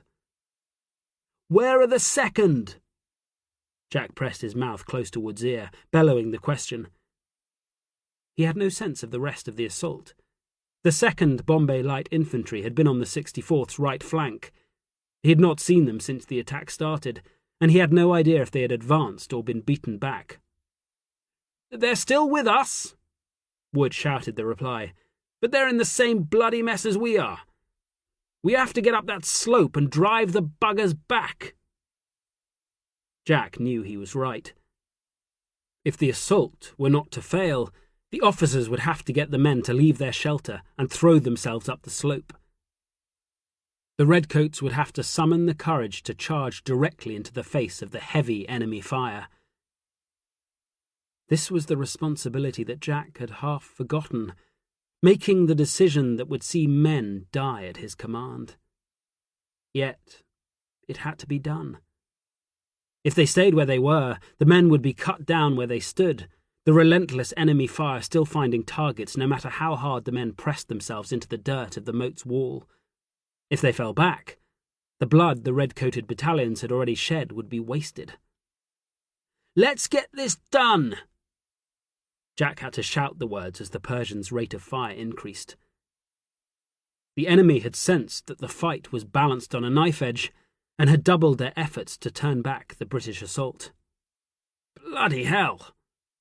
Wood flinched as a bullet punched past no more than an inch above his head. He took a step backwards, showing himself to the men huddling in fear against the wall of the moat. "Advance, 64th!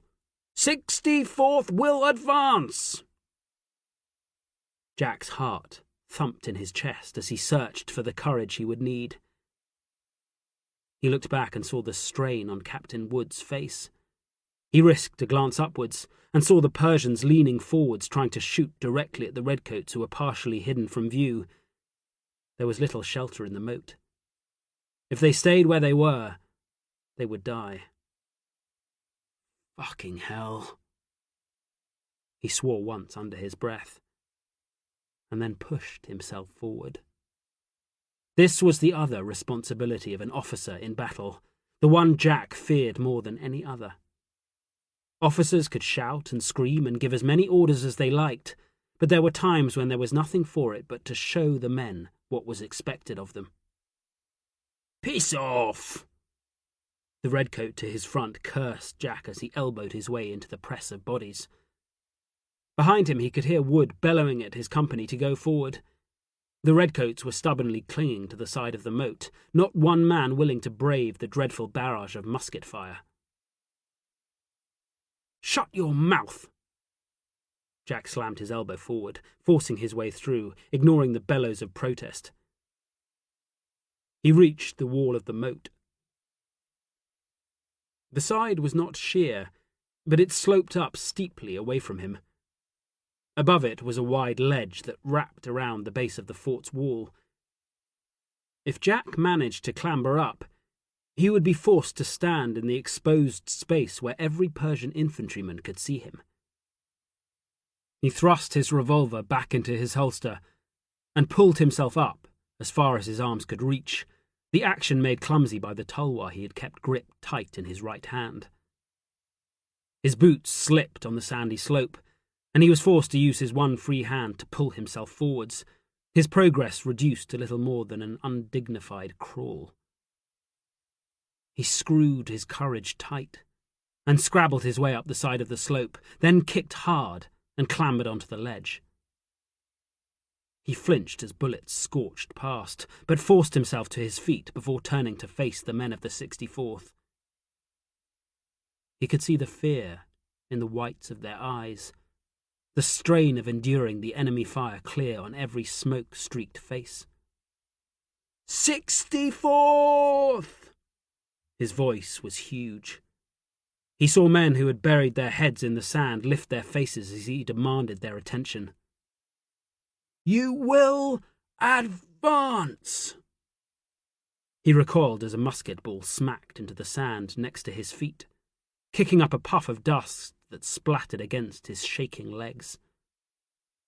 The terror was dreadful, but he fought against its embrace and stalked along the narrow ledge, showing himself to the frightened redcoats, demonstrating what it was he asked of them, flaunting the very courage they would have to find.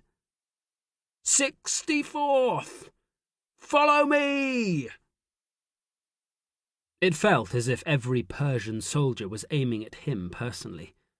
The sand around him was punched repeatedly, shot after shot coming perilously close to tearing his flesh.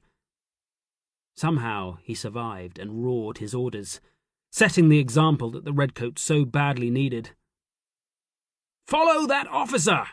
Wood screamed at his men, battering them with his fists, exhorting them to match the insane bravery of the Hussar officer who had arrived in their midst. "Move! Move!" Jack could not believe what he was doing.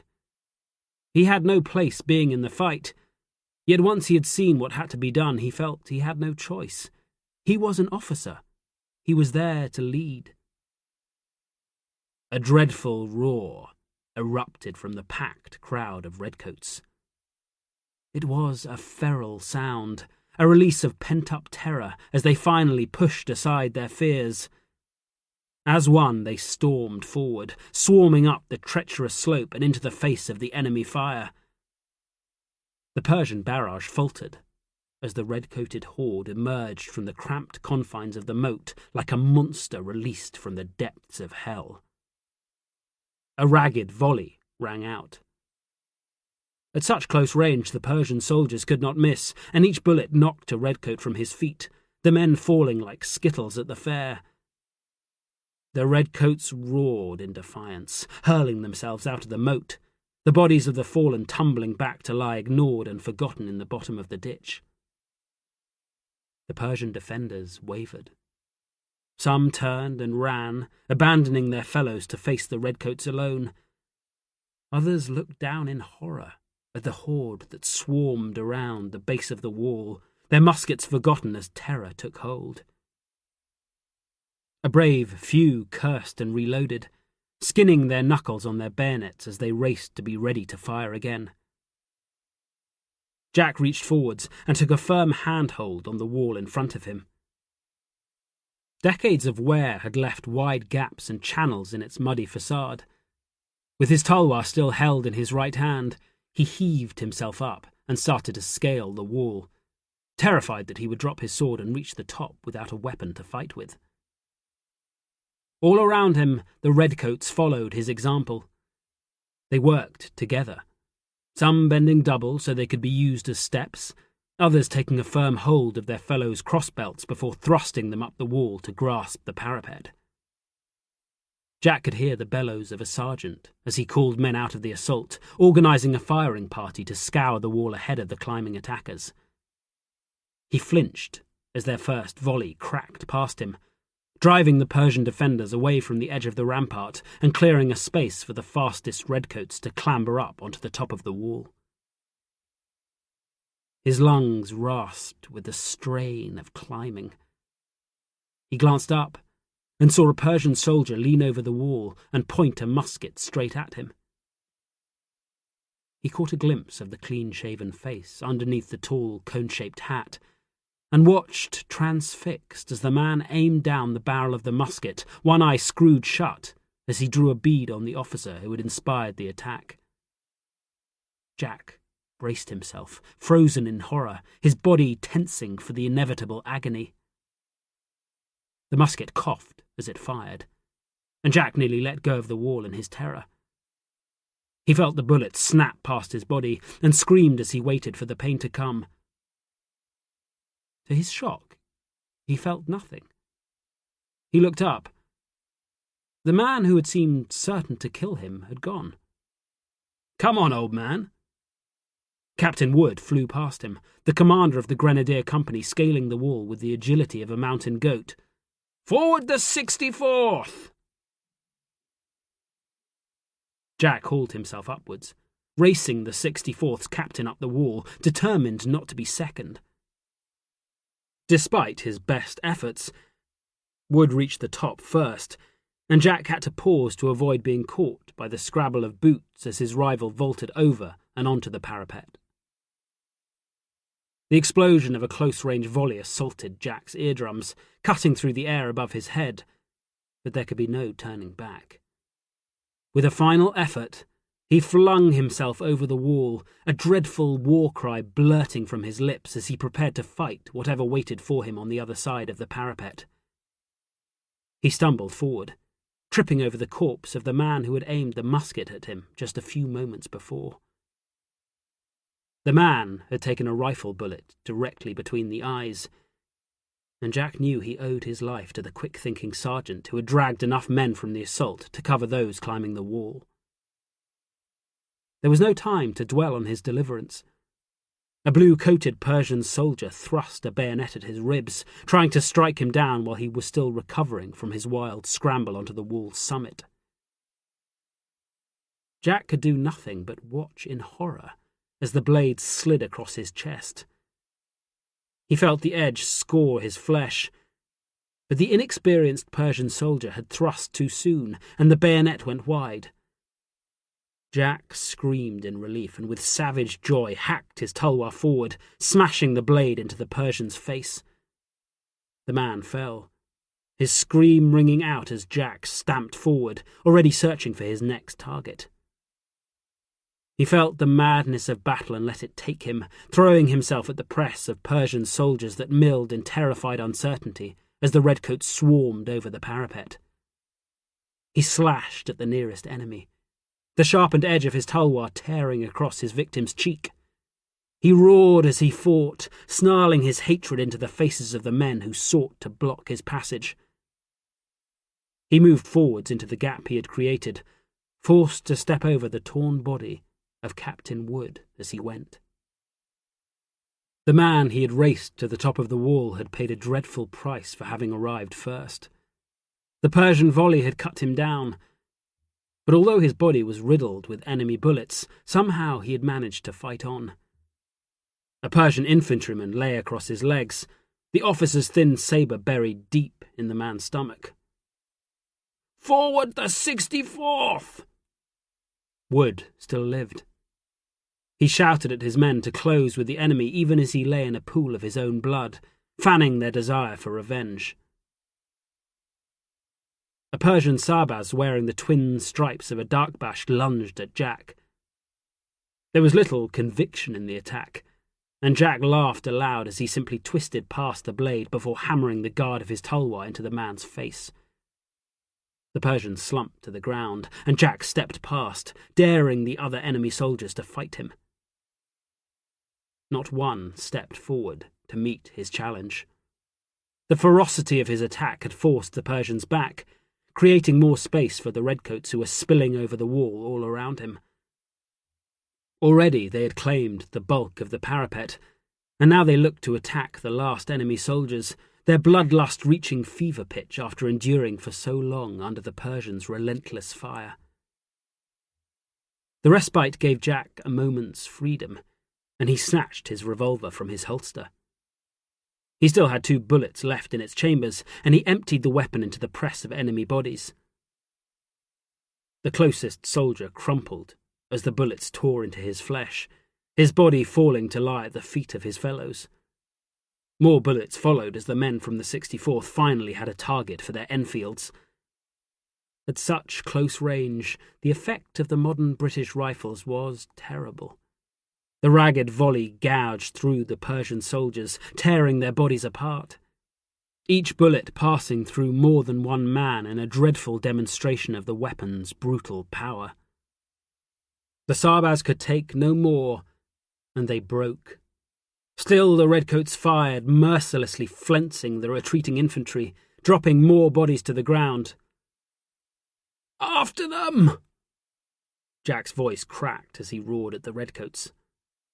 He led them forward, bounding down the ramp that led from the ramparts, his heavy boots thumping callously into ruined flesh as he ran across the bloody piles of torn bodies that smothered his path. The redcoats went forward with a will. The companies were hopelessly intermingled, the chaos of the assault breaking their formation. They charged after the unknown Hussar officer who had appeared to lead them, their voices screaming their challenge at the gods, their wild faces terrifying any of the Persian sarbaz foolish enough to try to stand against them.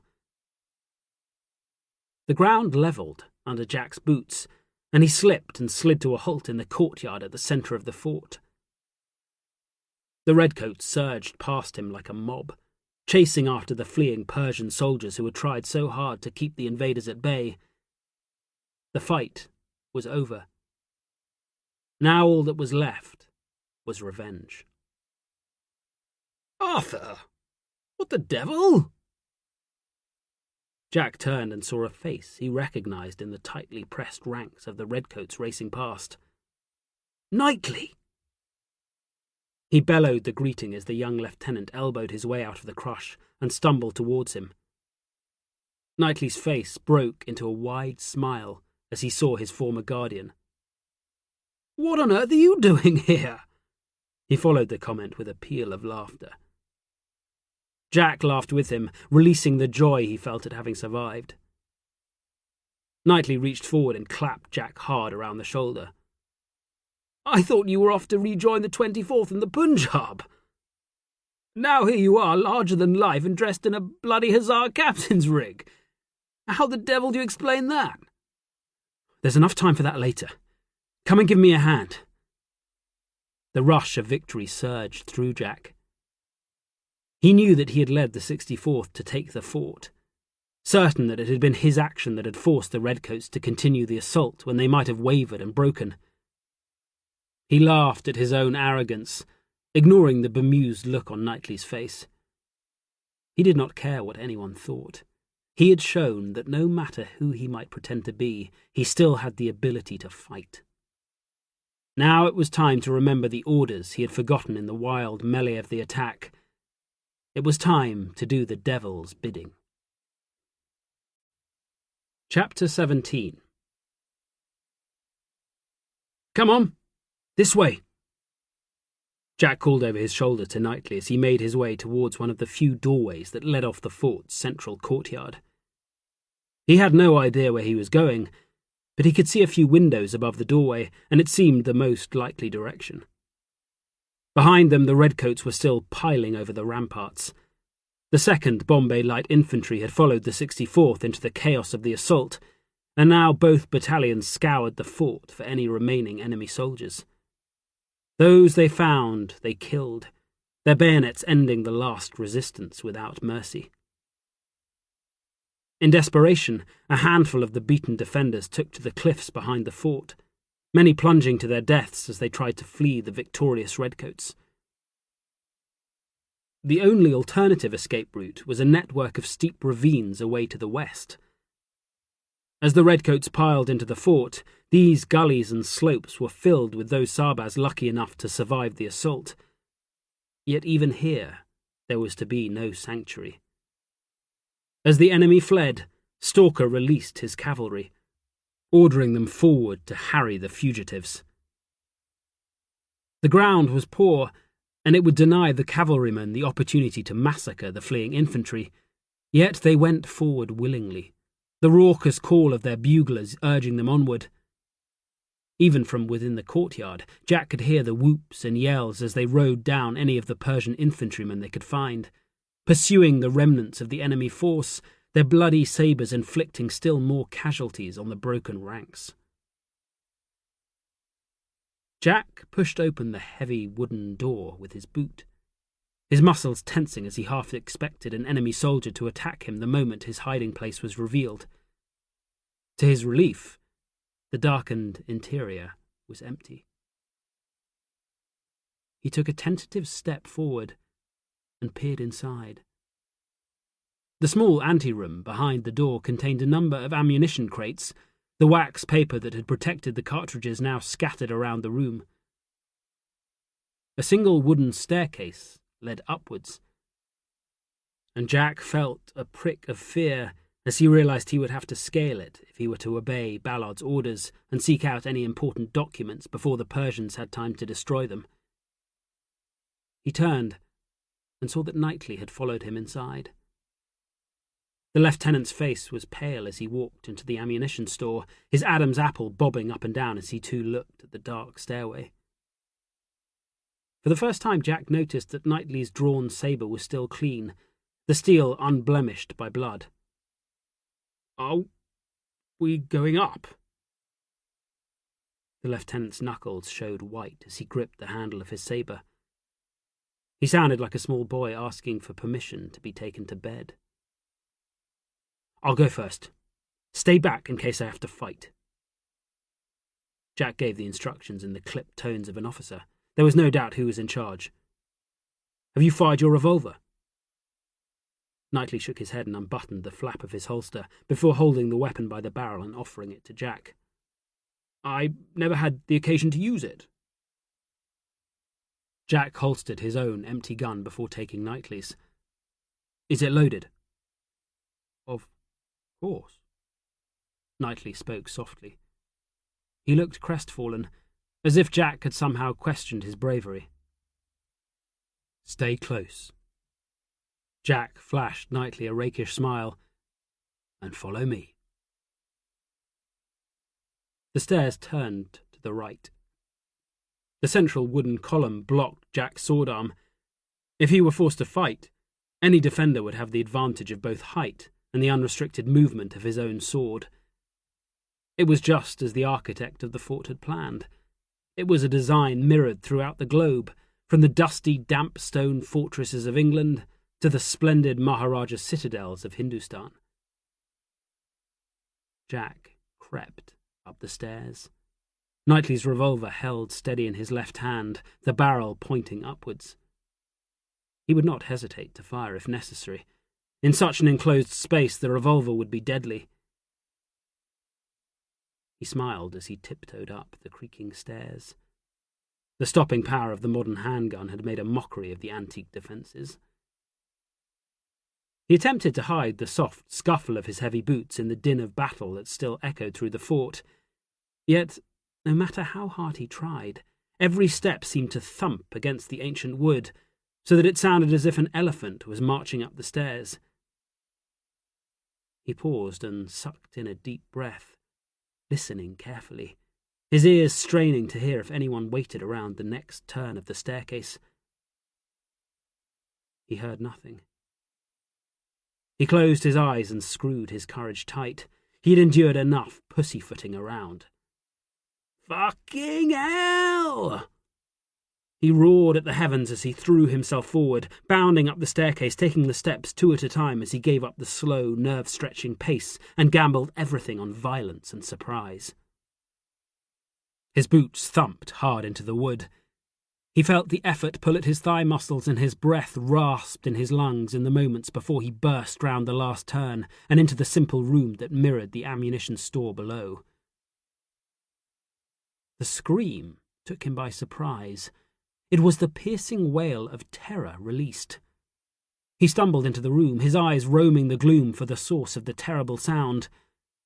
He heard Knightley crashing up the stairs behind him, yet there was no time to wonder if the lieutenant was close enough to help. A flicker of motion caught Jack's eye, and he twisted on the spot, his left hand swinging the revolver round in one smooth motion. He saw the flash of a weapon and pulled the trigger. The cough of the revolver was deafening, the sound echoing off the walls. He fired for a second time as he saw the rough outline of a figure stagger towards him.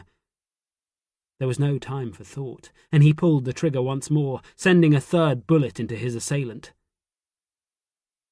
He stood still, his right hand tensed as he prepared to bring up his tulwar, ready for the attack his instincts told him was coming. Yet none appeared. The silence stretched out, the quiet after the gunfire shrouding him. He ran his eyes around the room, searching for danger. He saw none, saw no one other than Knightley, who stepped belatedly into the room, his face ashen with fear. Jack looked down at the body that had leapt out at him. He supposed that the body now lying stretched out on the floor had been the source of the dreadful shriek of terror that had so set his nerves on edge. He saw the rusty sword that had caught his eye, the blunted edge and chipped tip that he had perceived as a threat. The robes the figure wore had once been white, but the simple cloth was now stained with so much blood that it had turned almost completely red. Jack's aim had been true, each of the 3 bullets tearing a huge hole in the slight body that had sought to ambush him. The corpse belonged to a young boy, no more than 14 or 15 years old, a childish dream of being a warrior now drowned in blood. Jack sighed and turned away from the pathetic sight, forcing away the bitterness that threatened to crush him, refusing to acknowledge the emotion that surged through him. Knightley walked cautiously towards the corpse, as if uncertain whether the boy was alive or dead. He looked down in silence as he contemplated the victim of his friend's deadly skill. "You killed him?" The lieutenant struggled to speak. He gagged as he broke the silence, as if the words physically sickened him. Jack said nothing. He stalked across the floor towards a simple kitchen table positioned opposite the room's single window.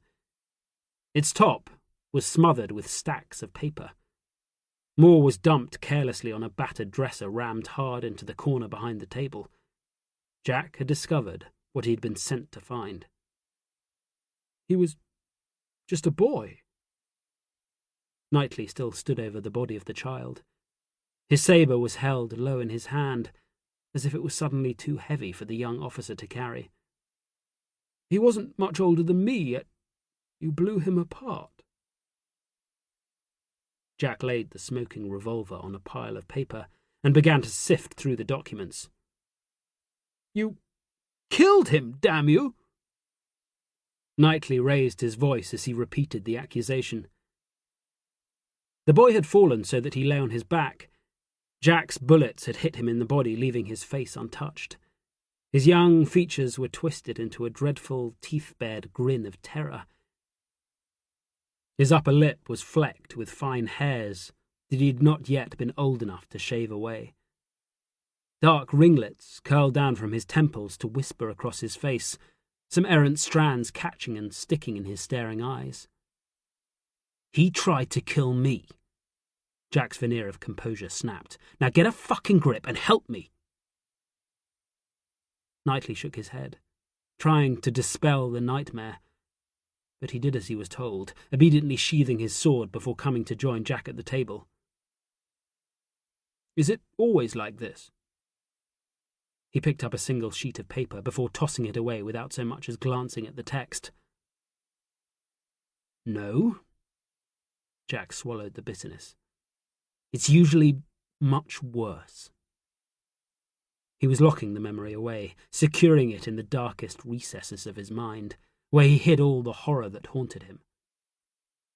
He was just a boy, Knightley said again. Then he shouldn't have been here. He was old enough to lift a sword. He couldn't have hurt you, couldn't he? Jack fixed the lieutenant with a cold, soul-searching stare. What would you have done if he'd attacked you? Spanked him and told him to go home? Or would you have hacked and flayed at the poor little bastard until he was dead? Knightley dropped his eyes. You're cruel. War is cruel. Jack's voice was harsh. You chose this as a career, so you'd better get used to it. Those bastards won't hesitate to kill you if you're foolish enough to give them the chance. So don't give them one. Fight as hard as you can and kill them before they kill you. It's the only way. He turned away, his bitterness choking off his speech. He prided himself on being a redcoat, on being able to thrive in the brutal bloodletting of battle. He glanced across at the pathetic corpse of the boy he had killed. The joy of the victory was gone. His fine words stuck in his craw. He felt nothing but shame. Chapter 18. Major Ballard looked unimpressed as Jack deposited a small heap of paper on top of his travelling writing case. Is that all? Yeah, that's it. Jack cared little for what he had found, his exhaustion after the fight finally getting the better of him. He dumped his weapons and collapsed onto the charpoy pressed against the wall of the tent. As officers on the staff, he and Ballard had been able to lay claim to one of the first tents coming ashore. The Navy was working tirelessly to supply the expeditionary force, despite a shortage of the native boats that they had hoped to find to assist with the effort.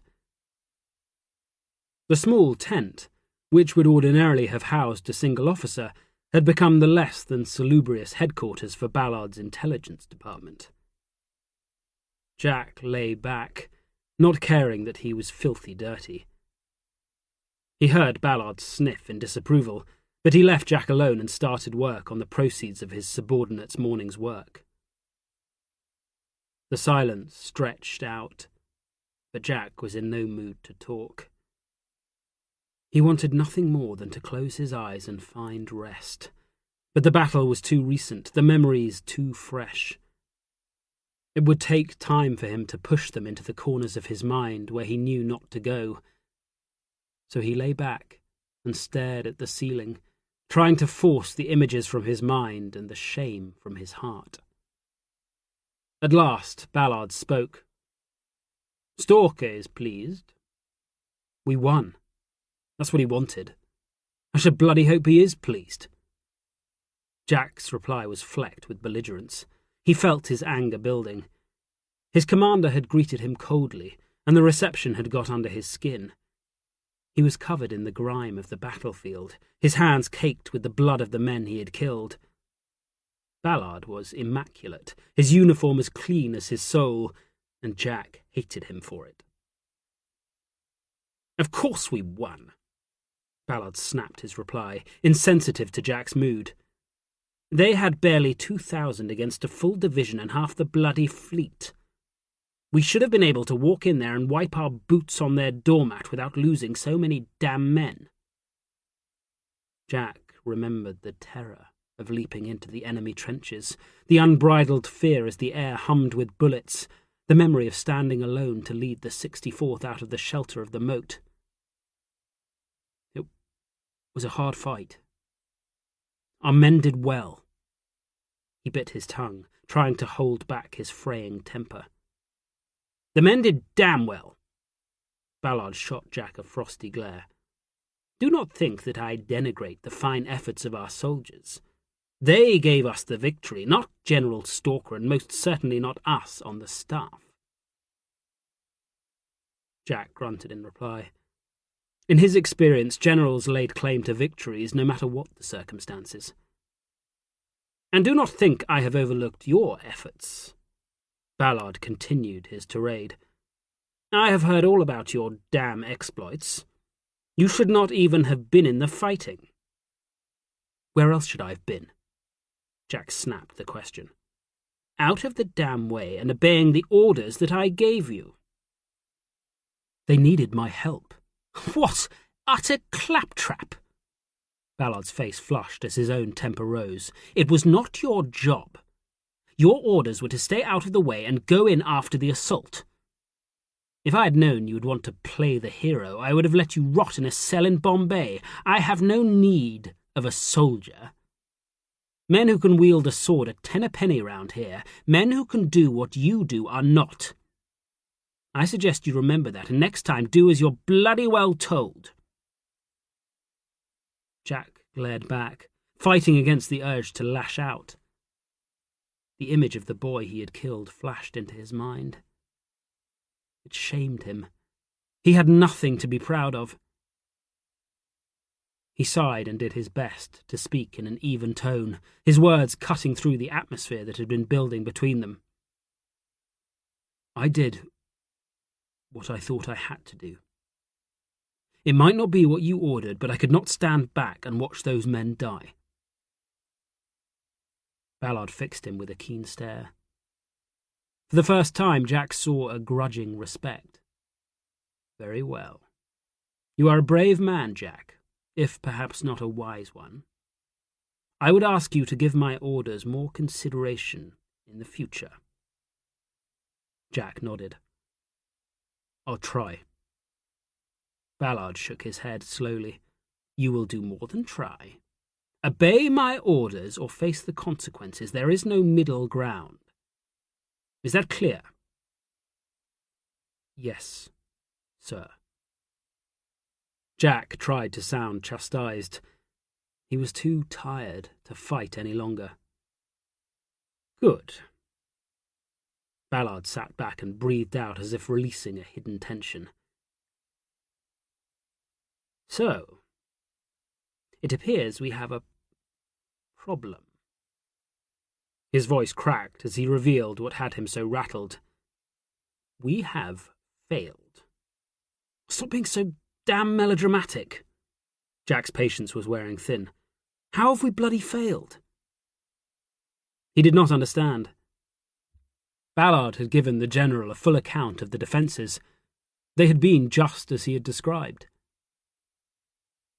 Ballard paused. He stared at the paper in his hand for a long time before looking back at Jack, his eyes betraying the pain of what he had discovered. The enemy knew we were coming. Of course they knew we were coming. Jack felt his exhaustion slipping away as his anger rose. We were camped on their bloody doorstep.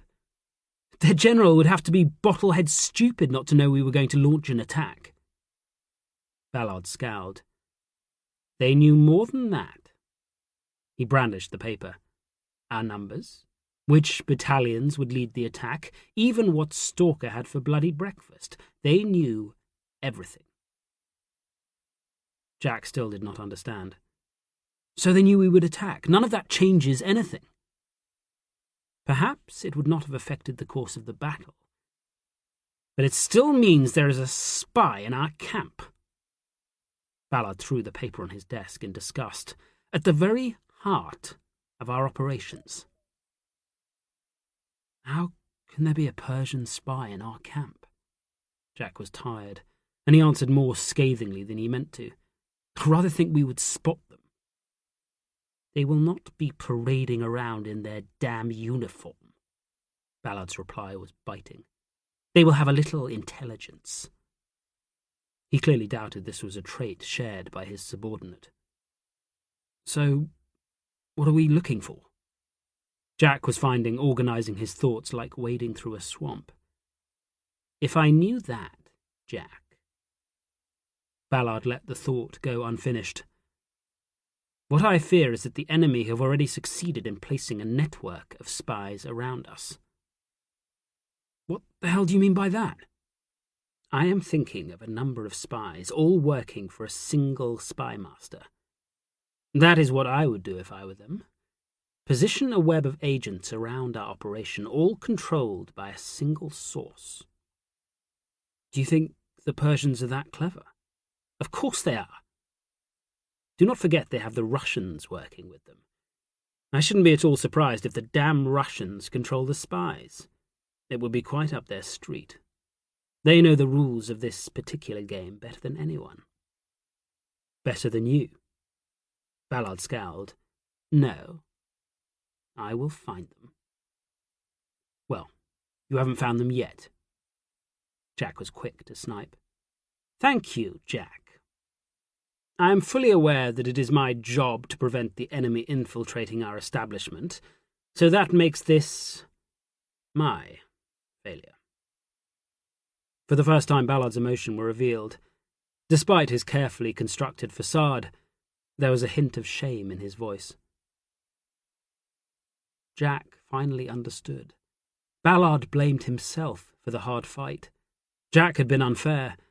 The Major might not have smelt the smoke of the battlefield or slashed his sword at the enemy, but he still had blood on his hands. You were not to know. Jack grimaced even as he spoke. He had never been good at delivering the polite blandishments that were expected of him. Ballard fixed him with a withering stare. It's my job, Jack. I'm supposed to bloody know. Featherstone will be sure to make the most of it. As soon as he hears of this, that goddamn man will demand my head. It's easy to say what should have happened. It isn't the same as doing it yourself. Jack's voice was full of scorn. He was beginning to understand Ballard's dislike of the Commodore. Featherstone always has an opinion. Ballard was bitter. He pokes his finger into every damn pie, yet never damn well bakes one himself. Ballard went quiet. He stared at the paper on his desk, as if rereading it would somehow change things. Then he stood up abruptly and stalked across the tent to take a bottle of vodka from his knapsack. He lifted the bottle to his lips and took a huge draught before offering it to Jack. Jack accepted the bottle and took a more circumspect sip. He had never favoured raw spirits. A childhood spent dishing out the vile gin his mother supplied had turned him away from the taste of anything other than wine or beer, yet the harsh liquor felt good as it burned down his throat. So, at least we now have proof that there is a spy at the heart of this operation. Ballard sat back down and picked up the sheet of paper he had been reading. How can you be so sure? Jack's voice rasped with the after effect of the fiery liquid. You found the evidence yourself. Ballard passed the single sheet of wafer-thin paper to Jack. A fine copperplate script flowed across the page, the tightly spaced lines written in tiny letters. Jack read the letter slowly. It told of the British Army's preparations listing the battalions with their current strengths, the number of cannon, the ready supply of ammunition, the details of the support ships, and all manner of other details about the expeditionary force. Worst of all, it told of Stalker's intention to attack at Rashir, the expected dates, timings, forces, everything. The enemy had known every detail of the assault. Who wrote this?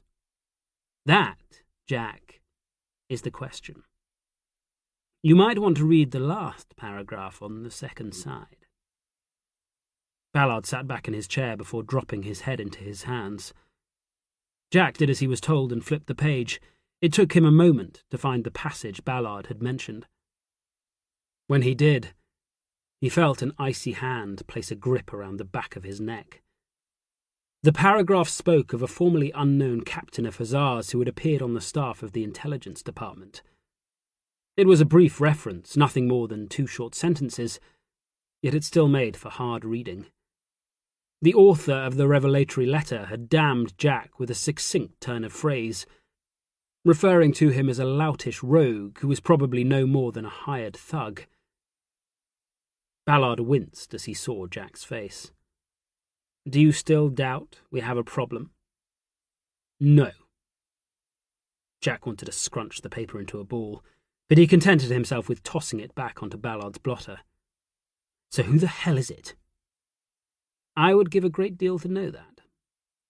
Ballard took the sheet of paper and lifted it close to his nose, as if he could discern the writer's identity from a closer inspection of the ink.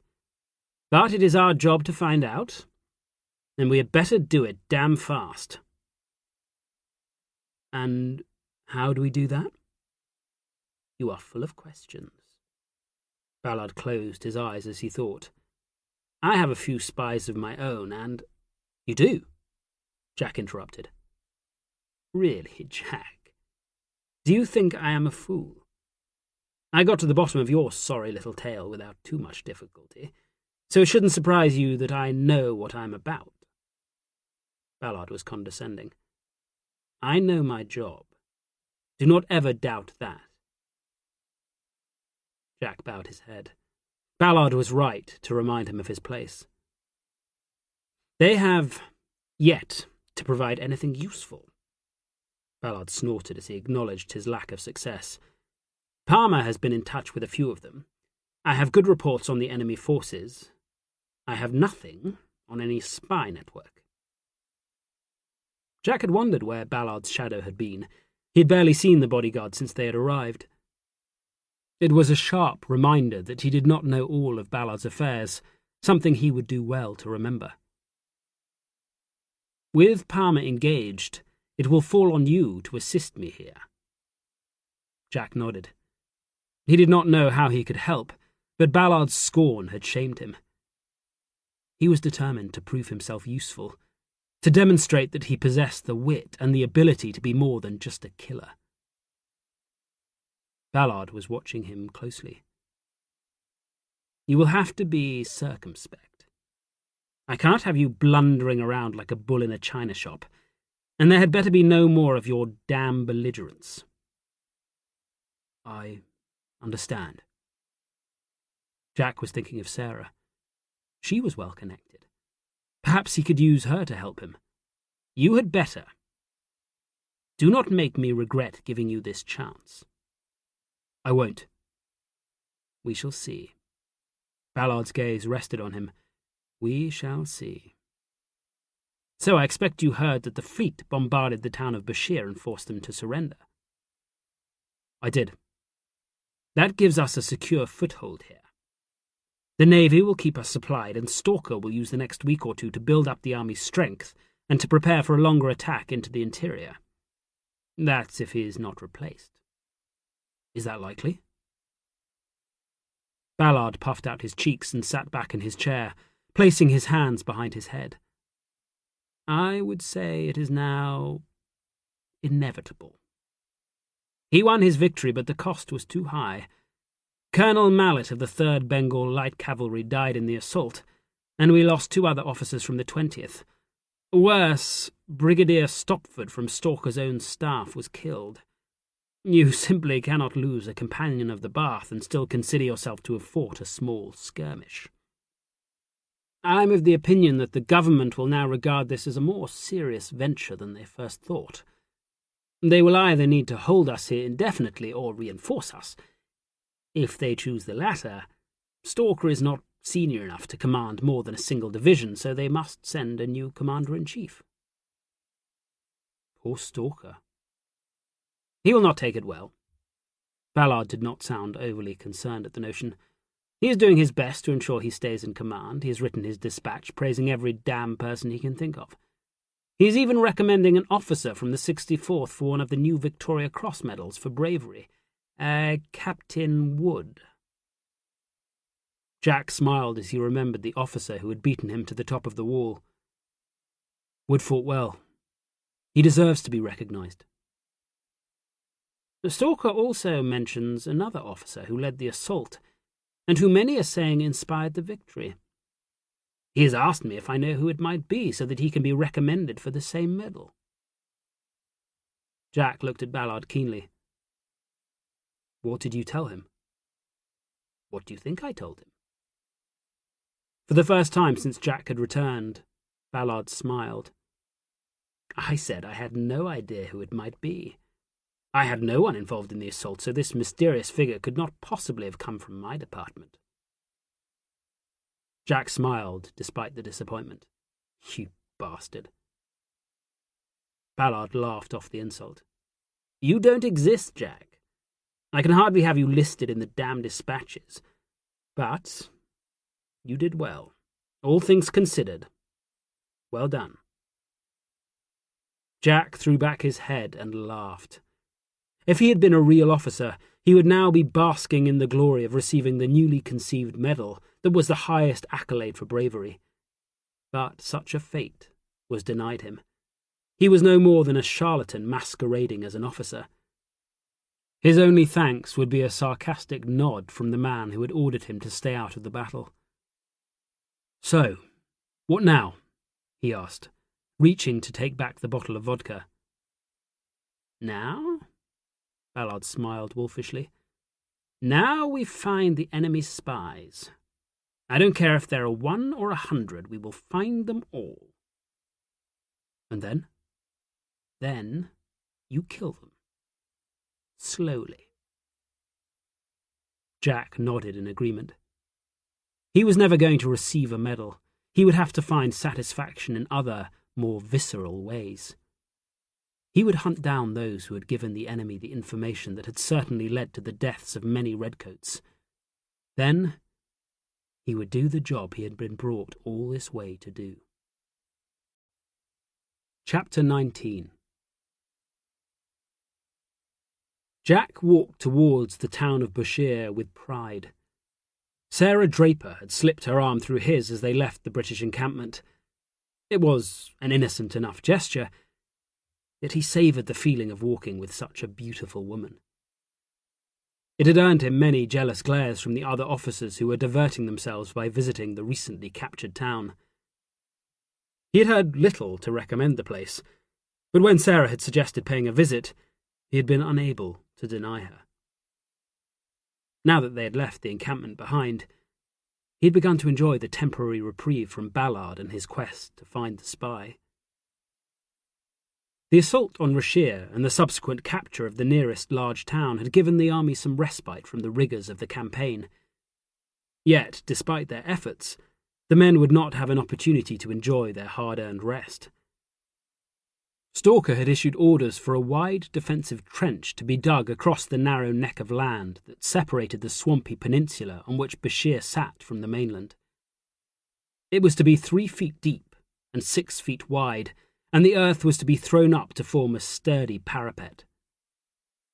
The redcoats might curse as they blistered their hands digging at the soft, friable soil, but the defensive position was necessary to protect the stationary army from landward attack. In order to give them warning of any such Persian incursion, cavalry pickets had been established a few miles inland. The expeditionary force could only boast 2 regiments of cavalry, the 3rd Bombay Light Cavalry and the Poona Horse. Both had been worked hard. Thus far there had been little sign of the enemy, and it appeared that, for the moment at least, the British army would be allowed some time to recover from the exertions of their initial invasion. The Navy had used the lull in operations to bring the army up to strength, even though the largest ships in the fleet were obliged to lie 3 miles offshore, the presence of sandbanks close to the harbour at Bashir forcing them to ferry everything ashore on smaller craft. No matter what the difficulties, the Navy had worked hard to build up the army's supplies. Thanks to their efforts, the tired redcoats now spent their nights under canvas, the long-awaited tents having finally arrived with the equipment and rations the army would need to strike inland. With their men fully engaged digging the defences, the British officers had been granted permission to spend their time at leisure. Yet the Bashir Peninsula failed to impress. Any hopes of the town itself being a pleasing diversion soon faded. The first few officers, curious enough to explore its labyrinthine network of streets and alleys, found little there to interest them. It was deemed a miserable place, full of mean peasant hovels, with the British Residency the only substantial building of any quality. The town was surrounded by wide swathes of marshland and swamp, the only good land already occupied by the ever-growing British encampment. Heading further inland was out of the question, so the board officers were limited to bathing in the sea and hunting the local birds and waterfowl. The encampment echoed to the sound of gunfire as the overzealous hunters amongst the officers slaughtered anything with wings. It might not have been good for the local wildlife, but at least the daily haul could be used to supplement the dreary rations provided by the ships. Yet it appeared that change was in the air. The army was still reacting to the news that Major General Stalker had not long left in command. The government had decided to up the ante, and already a second division was on its way from Bombay to reinforce the troops that had carried out the invasion. With the second division would come the recently gazetted Lieutenant General Sir James Outram, an experienced officer who had made his name in the First Afghan War, when, as a junior officer, he had captured an enemy colour at the Battle of Ghazni. Since then, his career had flourished, and his defence of Hyderabad against 8,000 Baluchis during the Sindh uprising had made him one of the most famous of all Queen Victoria's generals. Outram and the second division would land in the coming days with express orders to take the fight to the Persians. The objectives of the campaign had not changed. With 2 divisions at his disposal, Outram could maintain a more aggressive operation, and the larger force would help convince the Shah that the British would not back down until he had agreed to terms that would force him to relinquish his hold on Herat. The arrival of their new commander would surely put an end to the expeditionary force's temporary respite. Already orders had arrived for the battalions to begin a series of daily route marches once the defensive preparations were complete. Outram seemed determined to prevent the redcoats and the native infantry from going soft. Captain Fenris? Excuse me for a moment. Jack made his apology to Sarah and turned to face the hectoring voice that had interrupted their stroll. To his disappointment, she let go of his arm as he did so. Captain Fenris, it is good to see you again. Jack felt his back stiffen as he recognised the naval officer walking towards him. Good afternoon, Commodore. He saw the pointed look Sarah shot his way as she heard the ice in his tone. He was in no mood to be conciliatory. He had spent the last few days in pointless inactivity, searching the documents he had rescued from the fort at Rashir for any further clue as to the identity of the spy in the British camp. He had found nothing, and the task had him chafing at the bit to do something, anything other than sit and read more of the same. Mrs. Draper, how lovely to see you again. Featherstone bowed at the waist and fixed Sarah with a warm smile that, much to Jack's annoyance, she returned in equal measure. If Featherstone spotted anything awry in finding a lady he knew to be married in the company of an officer who had only just joined his rival's department, he hid it well. Indeed, he seemed pleased to have bumped into the oddly matched couple. The naval officer was close to a foot shorter than Jack, who stood straighter to emphasize the difference. Featherstone seemed not to mind being forced to stare upwards as he tore his eyes from Sarah and focused them on her companion. He was older than Jack remembered, his grey hair and whiskers thinning and his face weathered. Yet his eyes twinkled as he saw Jack's obvious belligerence, the spark of life still very much alive in the clear blue eyes. "I hear Ballard has been working you hard. It cannot be easy for a man of action to be forced to spend his days behind a desk." Featherstone half smiled as he passed comment, clearly hoping to rub Jack up the wrong way. "It's part of my job, sir." Jack snapped at the lure. "I do not mind it." Featherstone guffawed at the stiff reply that was just what he had hoped for. "I can see he's got you well trained at least. Did he give you a royal rollicking for joining the attack?" Jack scowled at the criticism of his commander. "I did not take part in the assault." Come, Captain. Please credit naval intelligence with knowing a few things. Your bravery has not gone wholly unnoticed. I hear your actions quite saved the day. I cannot think why Ballard would not let you garner the credit you so clearly deserve. Unless he means to punish you, of course. That at least would make sense, however churlish it may be." Jack caught a glimpse of Sarah looking closely at him as the naval officer alluded to his part in the assault on Rushier. He hoped the revelation would impress her. Despite his instinct warning him to be careful, he felt a spark of pride at the recognition that Featherstone was giving him. Yet it was still a dangerous topic, and he knew he needed to steer the inquisitive intelligence officer away to safer ground. "Major Ballard ordered me to remain out of the fighting, sir. You must have me mistaken for another man." "I rather fancy you are the one who is mistaken if you think I'm going to believe that. I am no man's fool, believe me." "I'm sure you are no fool, sir." "I'm glad to hear it. So, have you found the spy?" This time Jack struggled to hide his surprise. "I don't know what you mean, sir." Featherstone's snort revealed his opinion of Jack's denial. "You would do well to leave the politicking to Ballard, Captain Fenris. You are not cut out for dissembling. You should not be astonished that I know of the presence of a spy. It comes as no great surprise that the Persians have men in our camp. We all know that the Russians are supporting the Shah. They will have taught him all he needs to know about handling such things. Indeed, I would be more surprised if there were no attempts to garner information. What concerns me is that the enemy appears to have access to the very heart of our enterprise here. That is a danger to the success of the campaign, and it is my duty."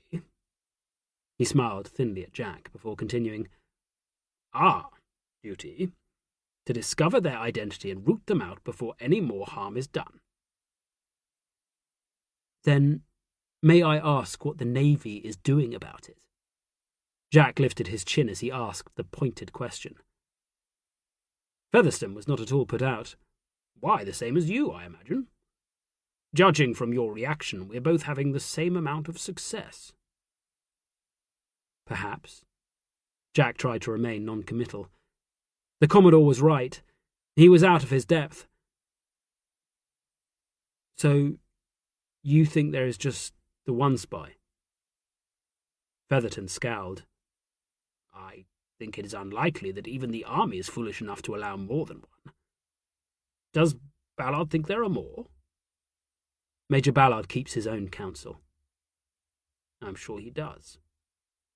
Featherstone seemed to give the matter some thought.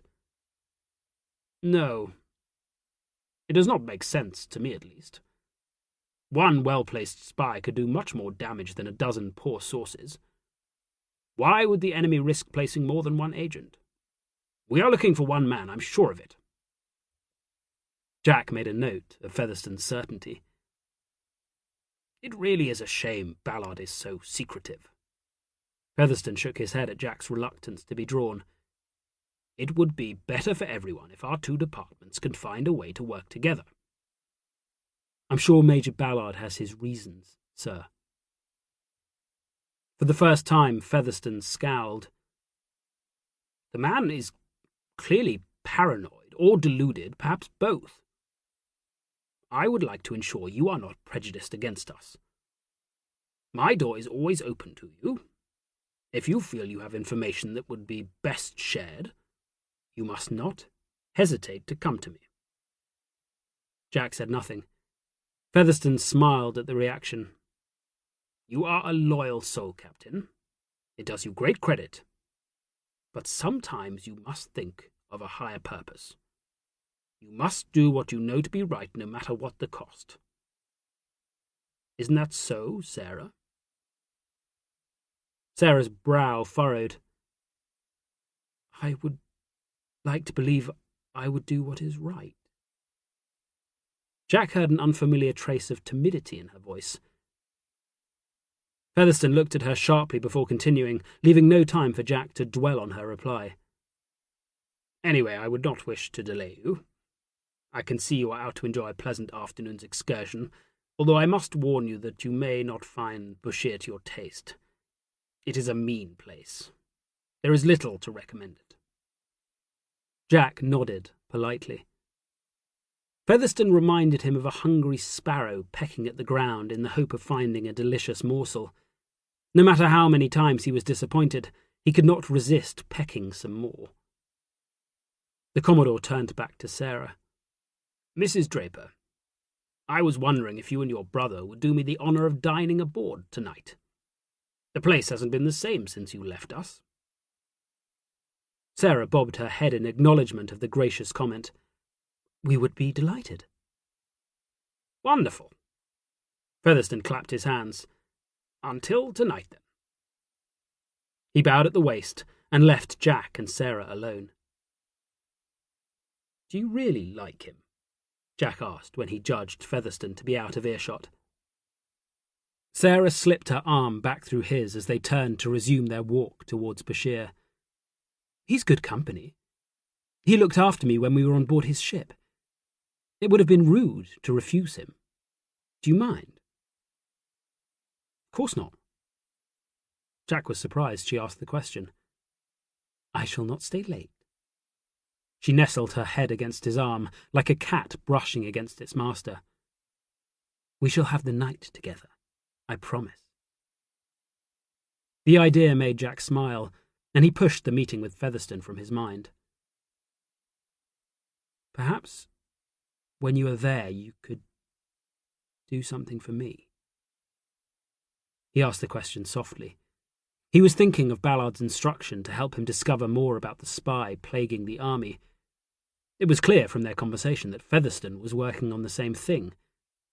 Sarah was certainly clever enough to be able to help him, and if she was going to spend the evening with the leader of the Naval Intelligence Department, perhaps he could ask her to garner some useful intelligence for him. I rather think I am doing enough things to you, Sarah teased, lifting her face. I am shocked you would consider asking for more. Not to me, for me. Jack shook his head at her coquettish behaviour. He did not fully understand her wanton streak. He was no shy virgin, but he sometimes found her behaviour somewhat unbecoming. He sensed that she had a deep need for his company, something more than just a desire for the nocturnal activities they shared. Yet she guarded her emotions well, almost as well as he did. He had yet to penetrate her protective shell, the hard carapace behind which she hid her true feelings. He hoped that with time she would let him. When you dine with Featherstone, it would be helpful if you could find out what he knows of any enemy spies. Jack made sure he looked at her as he asked the question, trying to read her reaction to his words. Sarah pouted, his request clearly not to her liking. What is all this fuss about spies? James told me they're almost inevitable in a campaign on enemy soil. I'm sure half the local people are reporting back. Surely it makes little difference. It's no great secret that we are here to attack. No, it's more than that. Jack wondered how much to reveal. The enemy is somehow getting more than just general observations. It's becoming serious. How delicious, Sarah purred as she began to understand the intrigue. What about Captain Hunter? You know his father was forced to sell his commission. Jack was interested. I had no idea. It was over some affair with his regiment's accounts. The poor fellow never got over the shame and killed himself when Hunter was a child. They say his ghost haunts their family home, his tortured soul unable to find rest. That sounds like bollocks to me. Jack had no time for such gossip. Hunter seems a decent fellow. So that precludes him from being a spy. Jack shook his head. I think for now we should concentrate our attention on finding out just what Featherston knows rather than throwing slurs on every officer on Stalker's staff. This is not a game. If the Persians do have a well-placed spy, men will die because of his information. He paused, letting the seriousness of his words sink in. Sarah was silent. It was some moments before she spoke. Cannot Ballard not simply ask Featherston what he knows? No, they don't trust each other. So, it is up to us. Sarah was quiet a moment longer before she rallied and squeezed his arm tighter. How very exciting. It will add some wonderful spice to my account. You mustn't write about it. Jack was appalled. Ballard would have his balls if he found out he'd asked Sarah for help.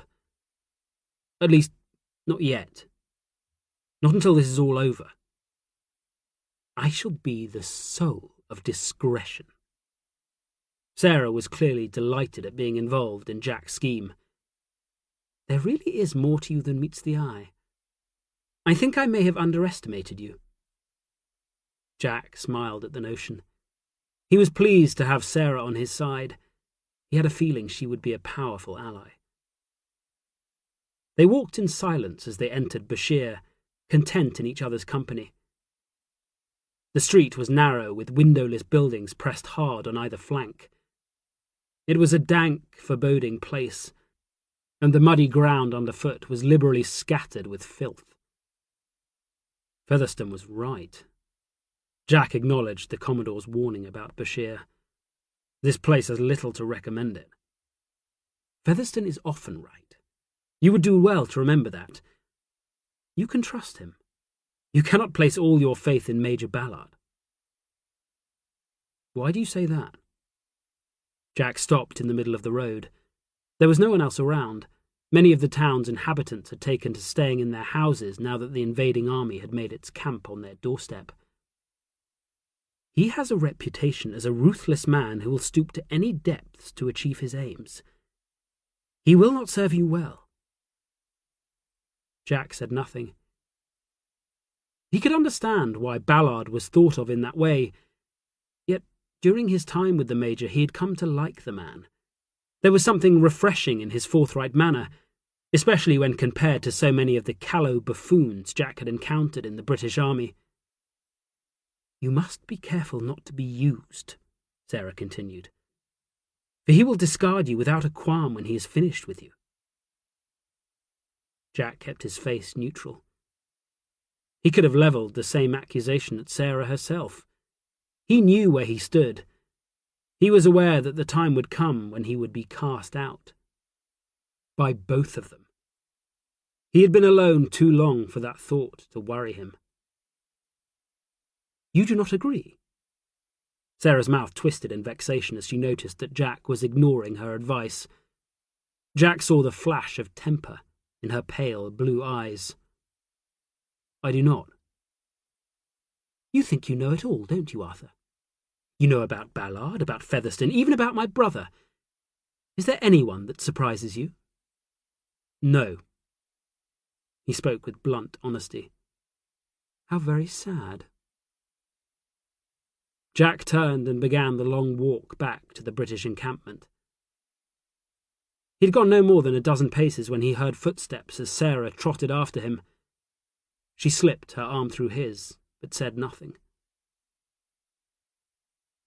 He thought about what she had said. He did not know if he could trust Ballard, but he was certain he could not trust Featherstone. He sighed and placed his hand over Sarah's, feeling the warmth of her skin underneath his fingers. Featherstone had been quite correct. He was not cut out for politicking. He could do nothing but trust his own judgment and place his faith, and indeed his life, where he thought it best. Chapter 20. The 78th Highlanders arrived with glorious fanfare. To the skirl of their bagpipes they led the new division into the encampment outside Bushire, the locals looking on in astonishment as the kilted warriors marched in. The Highlanders were impressive. Their usual feather bonnets and hackles had been left behind at their barracks at Poona, but even in just their Hummel bonnets they still looked imposing. The people of Bushire had never seen anything like the fabulous Mackenzie of Seaforth tartan that the Scottish soldiers wore, the dark green standing in vivid contrast to their red jackets with their bright buff facings. The rest of the 2nd Division were less spectacular. The red-coated battalions of the 23rd and 26th Bombay Native Light Infantry marched to their allotted areas with calm order. With them came more artillery and more cavalry, the arrival of a 2nd full division filling the encampment to capacity. For the weary redcoats of the 1st Division, the new troops created a welcome spectacle, although few had any strength left to greet them. That day, the division had endured a 12-mile route march to the town of Charcotta, so that it was a drained and weary audience that watched the reinforcements arrive. With the 2nd Division came the new Commander-in-Chief, Sir James Outram. Outram had been on convalescent leave in England, but his new appointment had led to a remarkable recovery, and he had arrived in time to sail from Bombay with his reinforcements. Major General Stalker, his ego sorely battered, remained to command the 1st Division, with the 62-year-old Major General Sir Henry Havelock arriving to take charge of the 2nd. The new command structure took its place swiftly and with little fuss.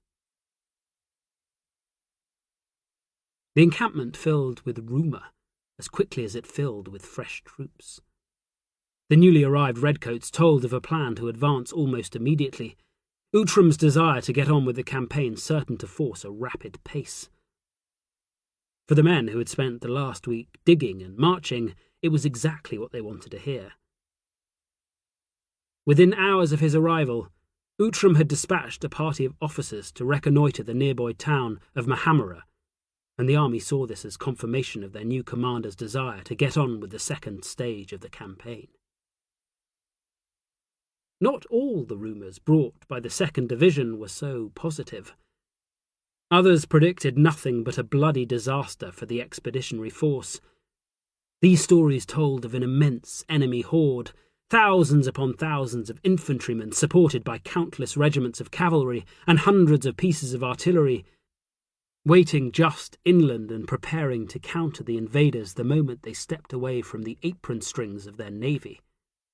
Their numbers grew with each retelling, until defeat seemed inevitable, followed by a harrowing evacuation if the British were to escape annihilation.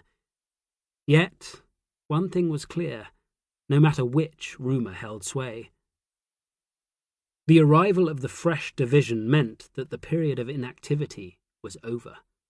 The next stage of the campaign was about to begin. Jack lingered outside Sarah's tent. He could see her shadowy form moving around inside, and he took a moment to savour the image. He had anticipated the moment through the long, dull afternoon, thinking of little else but seeing her again. They had agreed he should come to her tent around midnight, and he had made sure to be there on time. He heard a scuffle of boots on the ground, and turned to see Simon Montfort staggering back from the bivouac's designated latrines. The young man had clearly enjoyed the Navy's entertainment, and his footing was unsteady, as if he believed he was still on board ship rather than on the solidity of dry land. He looked up and spied Jack loitering outside his sister's tent. "You!" "Good evening, Mr. Montfort." Jack kept his voice even. He was not there to fight. Montfort looked around, as if checking that he had not been followed. When he faced Jack again, he was vibrating with barely controlled anger. "I suggest you leave." Jack scowled at the suggestion. "That's not very friendly." "You are not welcome here." Montfort's words were slurred by drink, but he stood steadier as he faced Jack. "I think your sister would disagree." "She has foolish ideas. That is why I look after her, and I know that a damn pleb like you has no place here." "I rather believe she knows her own mind." Jack tried to control his temper. Sarah had accused him of believing he understood everyone. It was time to see if he was wrong about her brother. "What the fuck would you know? Just because she chooses to rut with you?" Jack felt his anger begin to simmer. "Mind your mouth, boy." "Why? Are you going to shut it for me?" Montfort's hand fell to the rapier at his side. "If need be." Montfort laughed. "You really are nothing but a thug. But then my sister has a taste for a bit of rough. You are just her type." The tulwar whispered from its scabbard. Jack had not fully formed the decision to draw his weapon before it appeared in his hand. The beautiful blade glimmered in the light of the campfire scattered through the bivouac. The fiery reflection seemed to glide up and down its length, making the steel shimmer, the tight script engraved on the blade coming alive. He stepped forward, holding the sword out so that the point was aimed directly at Montfort's throat. "You are quite right, Mr. Montfort. I am a coarse bastard. I may not know how to behave in polite company, but I do know how to use this sword. I know how to batter any bugger to death with it." He stepped forward again, rotating his wrist so that the tulwar turned in the firelight. Montfort took a hesitant step backwards, and then another, his eyes focusing on the glimmering blade, his bravery silenced by the sight of the naked steel. Montfort was forced to halt by a stack of ammunition crates, and Jack stopped and straightened his arm so that the point of his sword was no more than a single inch from the young man's throat.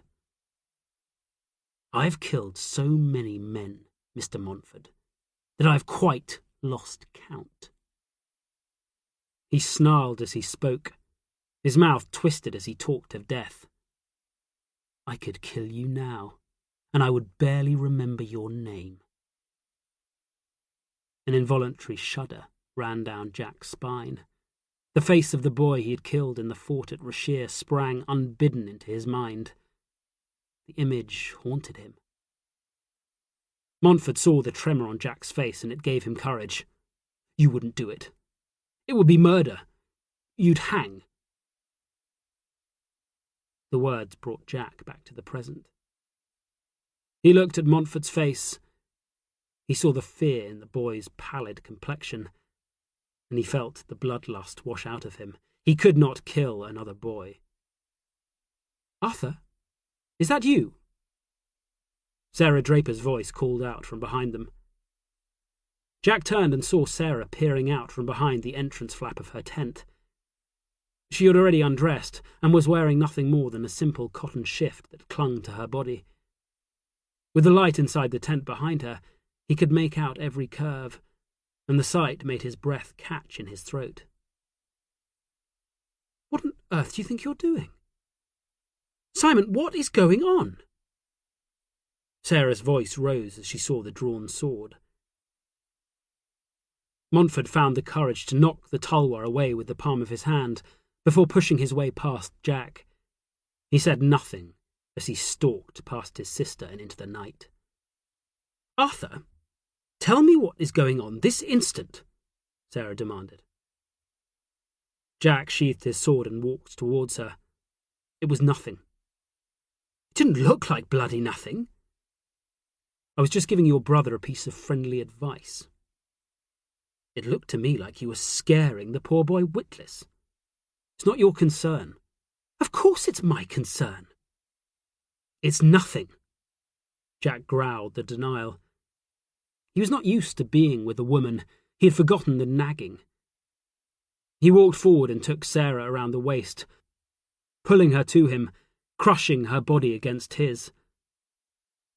The confrontation with Montford had made him angry, and he leant forwards and pressed his lips against hers, not caring if he was rough. Sarah pushed him away, her neck and throat flushed scarlet with anger. She opened her mouth to speak again, but before she could utter a sound, Jack kissed her again, this time with nothing but passion. He swept her into his arms and carried her into the tent. How was your evening with Featherstone? Jack asked as he pulled his boots on. The snug-fitting cavalry breeches were cutting into his thighs as he perched uncomfortably on the edge of a wooden travel chest, and he drew in a sharp breath as the action of tugging on the boots caused the fabric to tighten around his balls. Did you manage to find anything out? Sarah sat on her travel cot and smiled at the sight. I think I prefer you as a hussar. The uniform is much more becoming. Jack grimaced as he saw the target of her gaze. In his current position, the tight breeches revealed everything. I asked you a question. Sarah threw her head back and laughed aloud. She was still naked, and Jack stopped what he was doing so he could take a last, lingering look. It was dull, if you must know. She pushed her hair back behind her ears as she studied Jack intently. Featherstone was rather boring. Jack had to force himself to stop staring at her nakedness. Did you manage to steer the conversation around to the matter of the spy? I tried, but he was having none of it. I told you he was clever. You said I should be circumspect, so I did not press the issue. Sarah lolled on her back and stretched. He may have said something of interest, but it was just a passing remark, nothing substantial. Jack tugged on his second boot and came to stand over her, his heart beating a little faster. You heard everything. You always do. Sarah looked at his serious expression and laughed. Look at you. Why, you appear quite cross. Jack snapped his arm forward and gripped her tight around the wrist. Tell me what he said. You're hurting me. I'm sorry. Jack apologized, but did not let her go. There is a teacher with the army. She tried to pull her arm free, but Jack held it fast. A Munshi. He's teaching some of the officers Persian. Jack let go at last and perched on the corner of the cot. I've heard of him. Go on. Sarah drew away from him, nursing her wrist where he had grasped it. He is passing messages to the Persians. He teaches a number of officers, including General Stalker.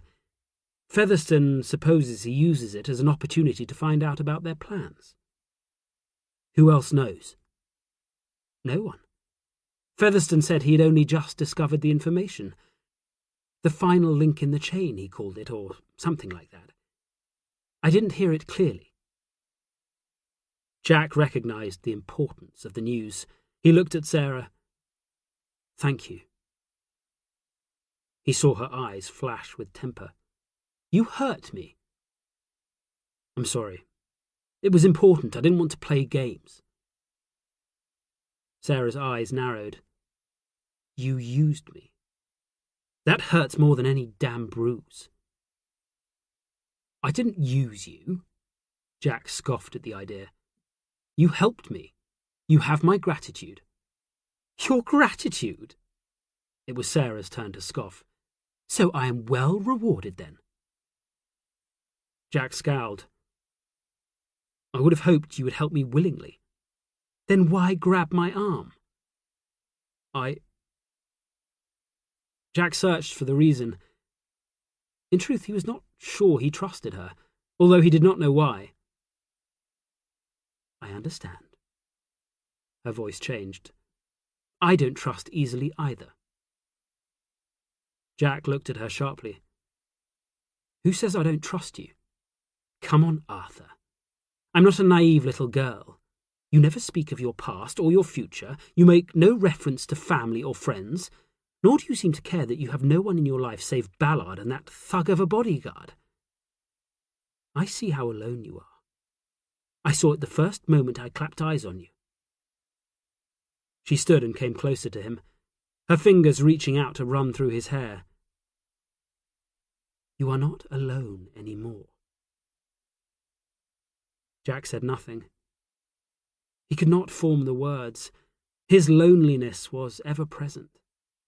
It had been that way since he had first taken an officer's uniform from its peg and placed it on his shoulders. He refused to ever think of it, for if he did, he knew it would crush him. I know what it is to be alone. Sarah spoke softly.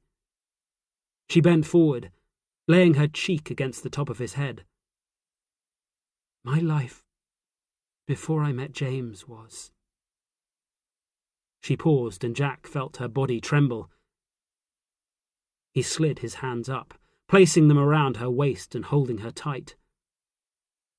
My life was different before. Sarah took a breath, holding it for several long seconds before she continued.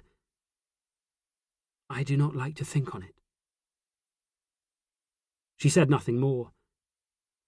They stayed close together, each taking much more from the contact. Now you should go. Sarah pulled away, her hands clasped together in front of her waist. Jack stood up. He looked at the woman in front of him. He had seen her vulnerability. It drew him to her. He felt more than lust, and the strength of the emotion shocked him. Sarah, hush. She stopped him by placing a finger on his lips. We have said enough for one night. Take the information to Ballard. Do your duty. I'm not going anywhere. I will be here. Jack knew that she was right. He had to deliver the information she had gleaned from Featherstone, for he now had what he needed. He had found the spy. Chapter 21. Wake up! Wake up, man, for God's sake! Jack shook Ballard, manhandling his officer without care. What the devil? Ballard came awake, roaring with anger. Get dressed, quick! Jack rushed across the tent and pulled at his knapsack, digging for his revolver's ammunition, careless of spilling his spare clothes onto the ground. What is going on? Are we under attack? Ballard staggered to his feet. To his credit, he rallied well and immediately reached for his breeches. I found the spy. I know who it is. Jack grunted in satisfaction as he tore open a packet of fresh ammunition. His hand started to load his revolver with practiced ease, the movements instinctive. He took a deep breath to calm himself. Loading a revolver was not a thing to be done with passion. He carefully poured powder into each chamber of the revolver before following with a ball that he forced home with the loading lever held beneath the barrel. He worked as quickly as he dared, doing his best to make sure each bullet was tight in the chamber. It was a delicate task, and Jack knew he had to take care if he was to avoid a misfire. The weapon had saved his life on more occasions than he could recall, yet it had also let him down. He had learned to treat it with care. Well? Who the devil is it? Ballard snapped the question as he forced his legs into his tight boots. There was little light in the tent, but Jack could see the eager anticipation in the Major's eyes. Stalker's teacher. Jack returned his attention to the revolver, working quickly as he sealed each of the 5 chambers with a dab of wax to prevent the risk of a flash fire before pushing the firing caps into place. What? What manner of teacher? The Persian. The damn Munshi. Jack snapped the revolver shut before thrusting it into its holster, leaving the flap unbuttoned. That bugger who has been teaching the officers on Stalker's staff the language. It all makes sense. Ballard stopped midway through buttoning his breeches, his arm outstretched as he reached for his dolman. How do you know? Sarah told me. Sarah? You mean Mrs. Draper? Ballard's face creased into a frown as he understood Jack's explanation. If you have been letting your prick do your thinking, then I shall have it removed. It's not like that. She dined with Featherstone and he let it slip. Featherstone revealed it. Now Ballard was interested. It does not make sense. Just one spy. It does make sense. Jack was buoyed by his success. Stop seeing grand schemes or spy networks or whatever it is you call them. This man has had direct access to Stalker, and God alone knows which other senior officers. He listens carefully and keeps his eyes peeled. Whatever he discovers, he passes on. Come on. You see how it fits. You saw Stalker's tent. The place is bedlam.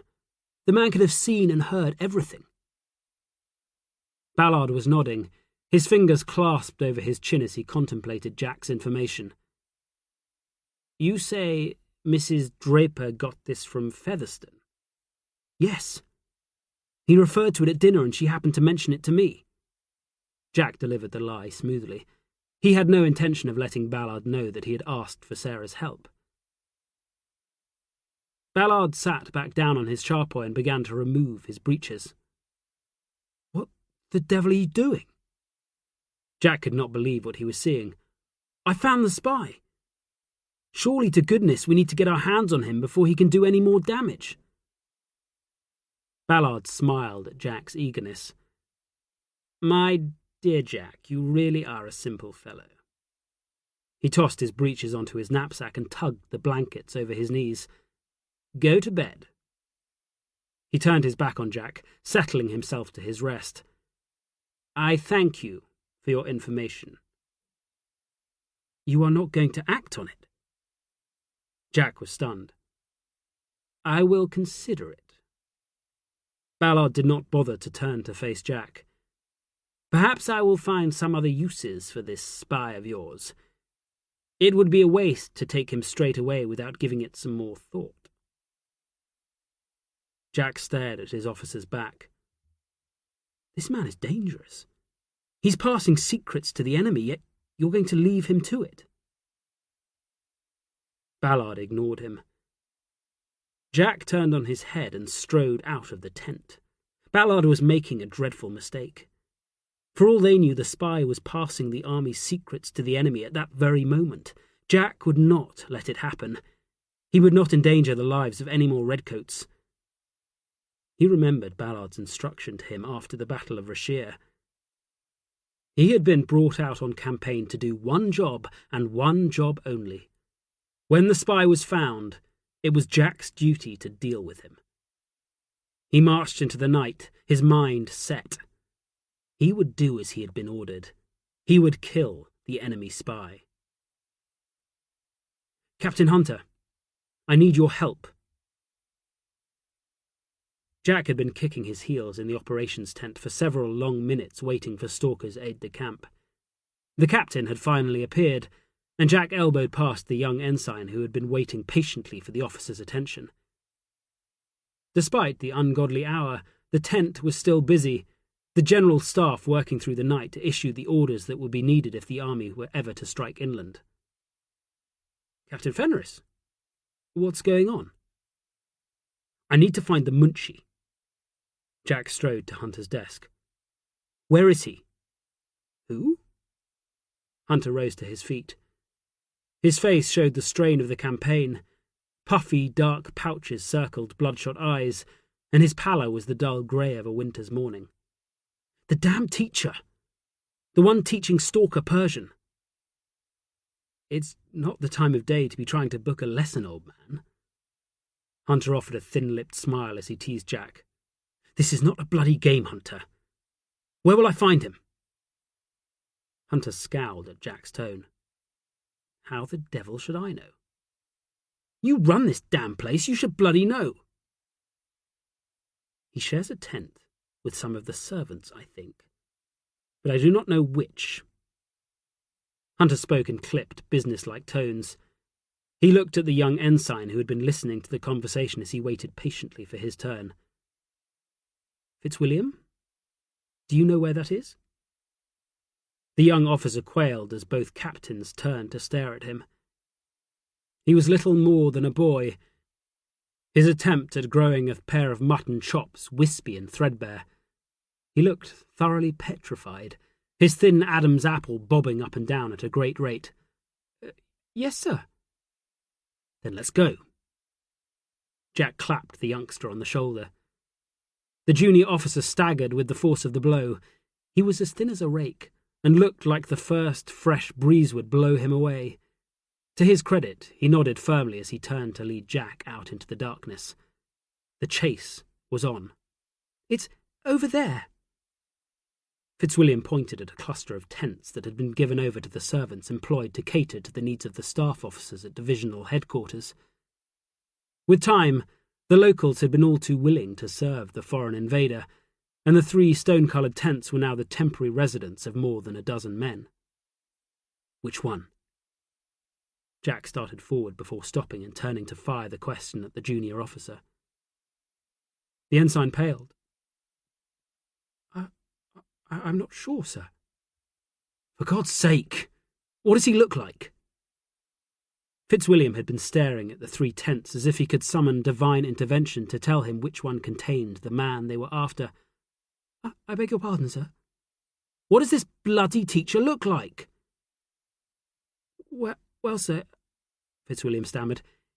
He's a tall fellow, bearded, of course, dusky skin and dark around the eyes, with that henna muck they all seem to use. You've just described every goddamn servant in this entire fucking army. Jack's patience was quickly becoming exhausted. He grabbed Fitzwilliam by the arm and frog-marched him to the first tent. See if he's in there. He shoved the officer forward and stood back, hands on hips. Ensign Fitzwilliam hesitated. He had been in India less than 6 months. His mother had insisted he go, the purchase of his commission arranged through an uncle he had never met, but who had agreed to see the young man on his way. The same uncle was a friend of Stalker, and so Fitzwilliam had become attached to the Major General's staff without ever having served in his battalion. He had never seen a battle or done anything more serious than run errands for the officers on the staff. Now this tall captain, who looked ready to commit murder, had dragged him into the night and was glaring at him as if the whole sorry situation was somehow his fault. He turned to face the entrance to the tent, pulling hard at his scarlet jacket as he tried to compose himself. He risked a final glance over his shoulder and saw the look of thunder on the captain's face. He did not need to be told to get on with it. He lifted his hand and rapped on the tent pole. Excuse me, I wonder if I might come in. Oh, for fuck's sake! Jack's temper was fraying. He strode forward and pushed the ensign to one side before snatching open the tent flap. Everybody out!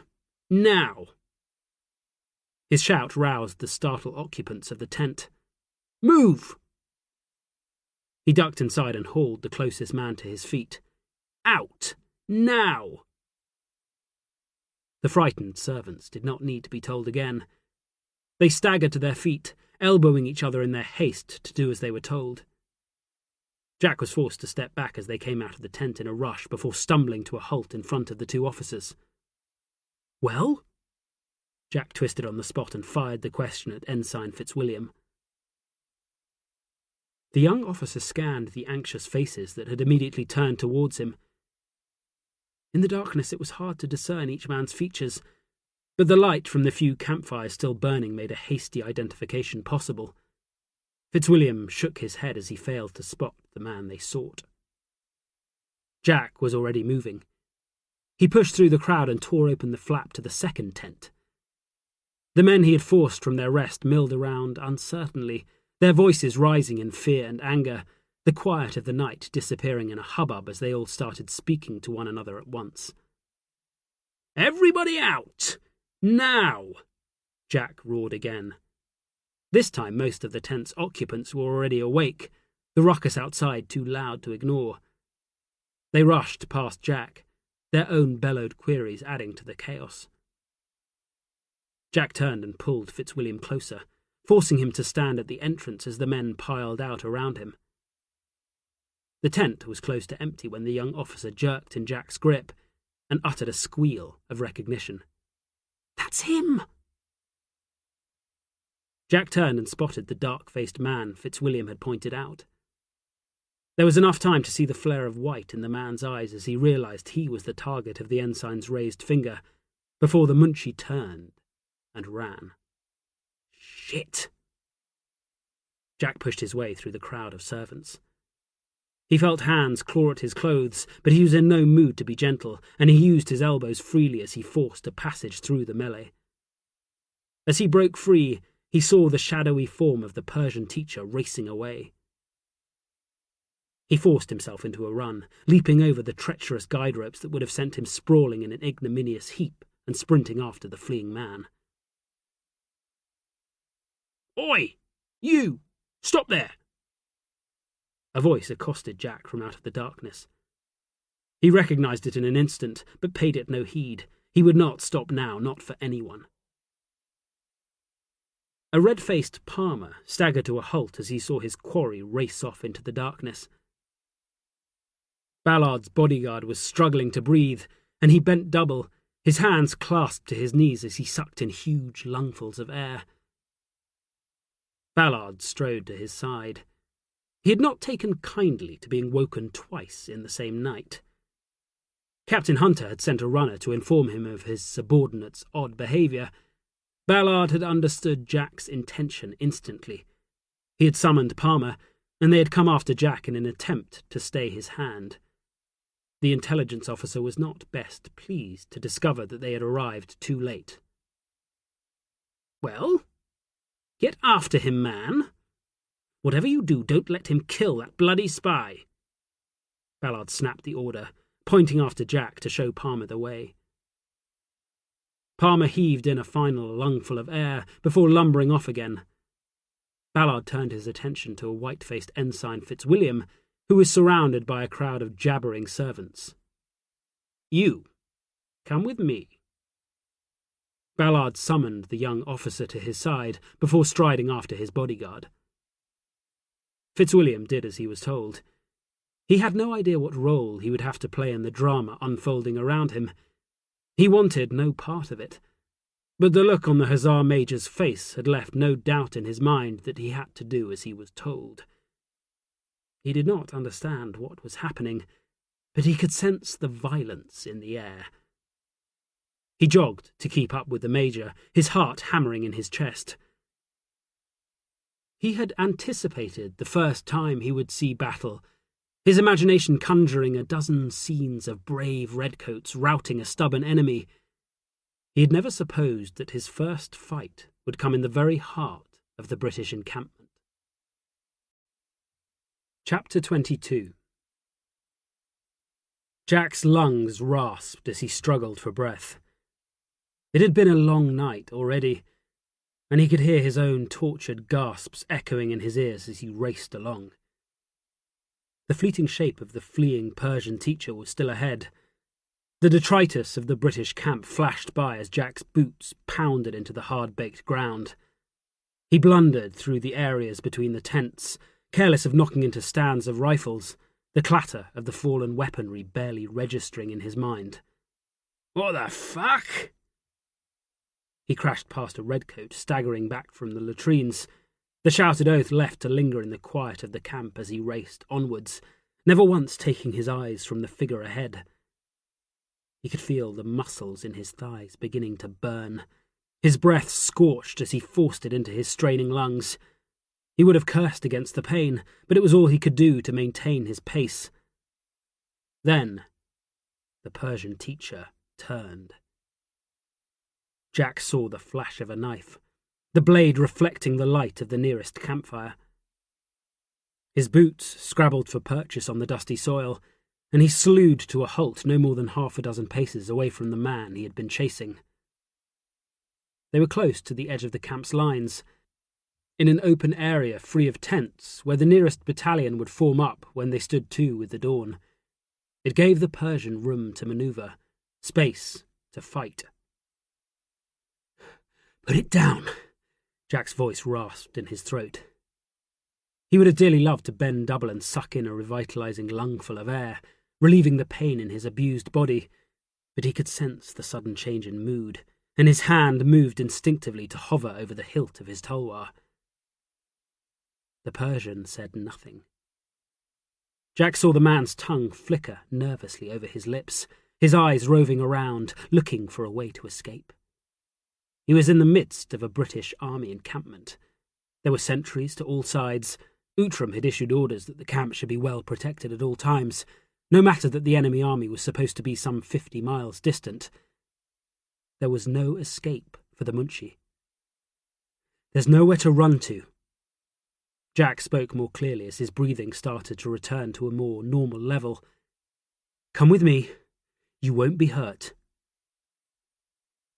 The Persian spat on the ground. He did not reply. He did not need to. His face revealed exactly what he thought of Jack's offer. "Don't be a fool." Jack felt the first prick of anger. "Do as you're fucking told and drop the knife." He had never been good at diplomacy. The Persian looked around once more before dropping into a crouch, the knife held low in his right hand. "You stupid bastard." Jack's left hand slipped to his side. In one practiced movement he pulled his revolver from its holster, bringing it up smoothly so that it pointed at the Persian's heart. He saw the flicker of disappointment on the man's face. The Munshi straightened up and let the knife fall from his hand. "Sensible fellow." Jack felt the stirrings of anger sliding away. "Step over here." The man didn't move. His eyes flickered nervously over Jack's shoulder. "What is going on here?" The voice had the clipped, urbane tones of an educated man. It was a voice Jack recognized. "Stay away, Mr. Montfort, if you please." Jack kept his eyes on the man he had been sent to capture. Carefully he switched his revolver to his right hand and took up the tension on the trigger. "I'm not some bloody ranker, you cur. You cannot order me around." Jack heard the slur in the voice. Montfort was still drunk, the after-effects of the Navy's hospitality forcing him back to the latrines and into Jack's path for a second time that night. "Stay out of it." Jack snapped the words. He could not afford to take his eyes off the Persian teacher. Already the man had stopped moving forward, and Jack could see the calculation on his face. He was not alone in sensing the change in the situation. "I will not." The words were delivered with arrogance. "And put the damn gun away. I can vouch for this man. He is teaching me Persian." "That's not all he's been up to." Jack took a step forward, closing on the Munshi. He wanted to subdue the man. He had a notion that the barrel of a 5-shot revolver pressed into his spine would encourage obedience. "Damn your eyes!" Montfort howled as Jack ignored him, like a child beginning a tiresome tantrum. "Stop! I tell you!" Jack sensed the approaching disaster. A hand clasped his shoulder, the fingers clawing into the flesh underneath the dolman, and he felt himself spun around on the spot. He caught a glimpse of the petulant face beneath the crop of wild blonde hair, and as he raised his arm to knock the interfering young man away, his eyes momentarily left the Persian. It was the opening the man needed. He snatched the knife from the sandy soil and threw himself forward, thrusting the blade at Jack, aiming to drive the long blade deep into his heart. Jack saw the blade coming out of the corner of his eye. He twisted on the spot, slicing his right hand across his body in a desperate attempt to batter the knife away with his revolver. He caught the blade with the gun's barrel, deflecting the sharpened steel to one side. But the impact knocked the weapon from his hand, and the revolver went flying. The Persian was on him in a flash. The blade whispered through the air, slashing at his face. He tried to twist out of the way, but the tip of the knife sliced across his cheek. He felt a searing flash of pain as the blood scored the soft flesh under his eye, the blood hot on his skin. With a roar of agony, he threw himself backwards, careless of colliding with Montford, thinking of nothing save getting out of the blade's path. He hit Montford hard, and the two men went down, their bodies slamming into the ground with a bone-jarring impact. There was little time to recover. Jack punched down hard, slamming his fist into Montford's face before crushing the young man's body underneath him as he levered himself back to his feet. He staggered to one side, twisting fast as the Persian lunged again. The blade cut through the air, missing him by a hair's breadth. He spun round as he found his footing and battered his fist forward, slamming it against the Persian's head. His knuckles screamed in pain at the impact, but he ignored it and threw himself at the enemy spy, catching hold of the man's wrist and tugging with all his strength, pulling the blade round and bringing the Persian's face in front of his own. He didn't hesitate. He smashed his forehead forward, slamming it into the centre of the Persian's face. He felt the crunch as the man's nose broke. The stickiness of blood splattered across his skin. As his vision greyed, Jack felt the Persian's body slump. He pushed forward, keeping the man's right wrist in a tight grip. The Munshi fell backwards and Jack went with him. The two men scrabbled on the ground, writhing and punching, both hurt, but both still fighting. Jack's head rang as his foe caught him with a blow. It felt like it had been split in two, and he could feel the blood running freely from the wound to his face. But he hammered it forward again regardless, into the ruin of the Persian's own bloodied face. He yelled as the impact drove red-hot needles of pain through his skull. Yet his hands were trapped, and he had no other weapon, so he smashed it forward again, pulping the remains of the spy's nose. He felt the body underneath him go limp. He tensed, waiting for the fight to continue. But his enemy's hands fell away and the Persian teacher slumped unconscious to the ground. Jack had beaten him into oblivion. He staggered to his feet, snatching away the blade that had come so close to killing him. Blood smothered his face and he wiped it away with the sleeve of his hussar's dolman, turning the dark blue fabric black. He spat out a wad of phlegm and fixed Simon Montford with an intense glare, feeling the weight of the knife in his right hand. Montford still lay prostrate, blood trickling from one nostril, a legacy of the punch Jack had thrown as he leapt from the spy's blade. The red was bright against the pale flesh. "You fucking idiot!" Jack spat the words out. His head throbbed, the pounding echoing round his skull, and it was all Montford's fault. "Fenris?" Jack heard his name being called, but still he hefted the knife. He looked into Montford's eyes and saw fear.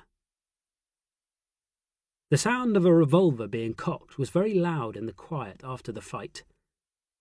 Jack turned and saw Palmer staggering towards him, the maw of a gun's barrel aimed directly at his head. "Put the poker down, mate." Palmer's voice rasped as he spoke, the strain of chasing Jack showing in his flushed and florid face. But the barrel of the gun was rock steady in the man's huge paw. Jack looked into Palmer's eyes. He saw no sense of comradeship, no bond of shared experience. He saw only the flat stare of a man used to death. He spat once, before he tossed the knife to one side. "Good choice." Palmer used his free hand to wipe the sweat from his eyes. "You don't half move fast. You fair nearly killed me." Jack was in no mood to be chummy with a man aiming a gun at his head. He heard movements behind him and turned to see Montford pushing himself to his feet. If he was relieved to have been saved, it did not show. He stared at Jack, the hatred naked on his face, then turned and scurried from the scene without a word, pushing his way through the crowd of onlookers and disappearing from sight. Jack stared at his back, aware that the business between them was unfinished. Then he heard the voice of his commanding officer and sighed. "You damn fool!" Ballard walked out of the darkness and stared at Jack, his eyes boring into his subordinate. Jack was not easily cowed. He pointed to the body of the man he had beaten into submission. "There's your spy." Ballard glowered at Jack before finally walking forward to inspect his victim. The poor bastard. Did you have to do that to him? He used the toe of his boot to poke the body lying spread-eagled on the ground. The slightest groan came from the slack mouth. "At least you didn't kill him." Jack snorted and then cursed at the pain it caused in his head. He looked into the crowd and saw Ensign Fitzwilliam staring at him, as if he were a monster from a child's nightmare. He smiled. He could feel the blood oozing from the thin knife wound on his cheek. "We couldn't leave him, sir. He had to be stopped." "You did well, Captain Fenris." Ballard spoke loudly, letting the onlookers hear the praise, then walked forwards and clapped Jack hard on the shoulder, leaning forward so that he could speak directly into his ear. "The next time you do not ask my permission before you act, I shall throttle you myself." Jack looked up sharply, but there was a hint of a smile on Ballard's face, an indication that he was not to take the threat too seriously. He lifted his right hand so that he could point at the body of the Persian teacher. "I told you I would get him." Ballard looked at the blood-smeared hand and grimaced. "You did. I suppose I should thank you." "Yes, you bloody should. You are a man of action, Jack. I should have known what you would do. Palmer?" Ballard addressed himself to his winded bodyguard. "When you have quite finished panting, be a good fellow and take that poor man into custody. Guard him well." Orders delivered, he clapped Jack on the shoulder once more. "It might not have been my preferred method, but you have identified and captured the spy, and for that you should be thanked." "But why would you leave him?" Jack still did not understand Ballard's reluctance to root out the canker at the heart of the army's operation. "I was going to use him, you dolt." Ballard shook his head at his subordinate's lack of vision. "Did you never stop and think how we could turn a spy like this to our advantage?" "No," Jack answered honestly. "I saw him as a danger, so I wanted to remove him." "Well, you certainly managed that. At least I can have Palmer ask him some questions now. He has proven to be rather persuasive in the past. If there is a network of spies, then I should be able to discover more from that unfortunate fellow. And if there isn't, then you have captured the one man causing all our problems, and we will have to thank you. So, I will have done what I came here to do." "Yes." Ballard offered his thin-lipped smile. Jack felt relief wash over him. It numbed some of the pain. He hoped it had all been worth it, for he had paid a high price to reveal the identity of the enemy spy. He was convinced that Ballard was wrong about there being a network of agents. Featherstone had believed that the Munchie had been acting alone, and Jack saw the sense in that opinion. Now the man had been stopped. Jack had done his job and saved many of his fellow redcoats from a needless death. He had finished what he had come all this way to do.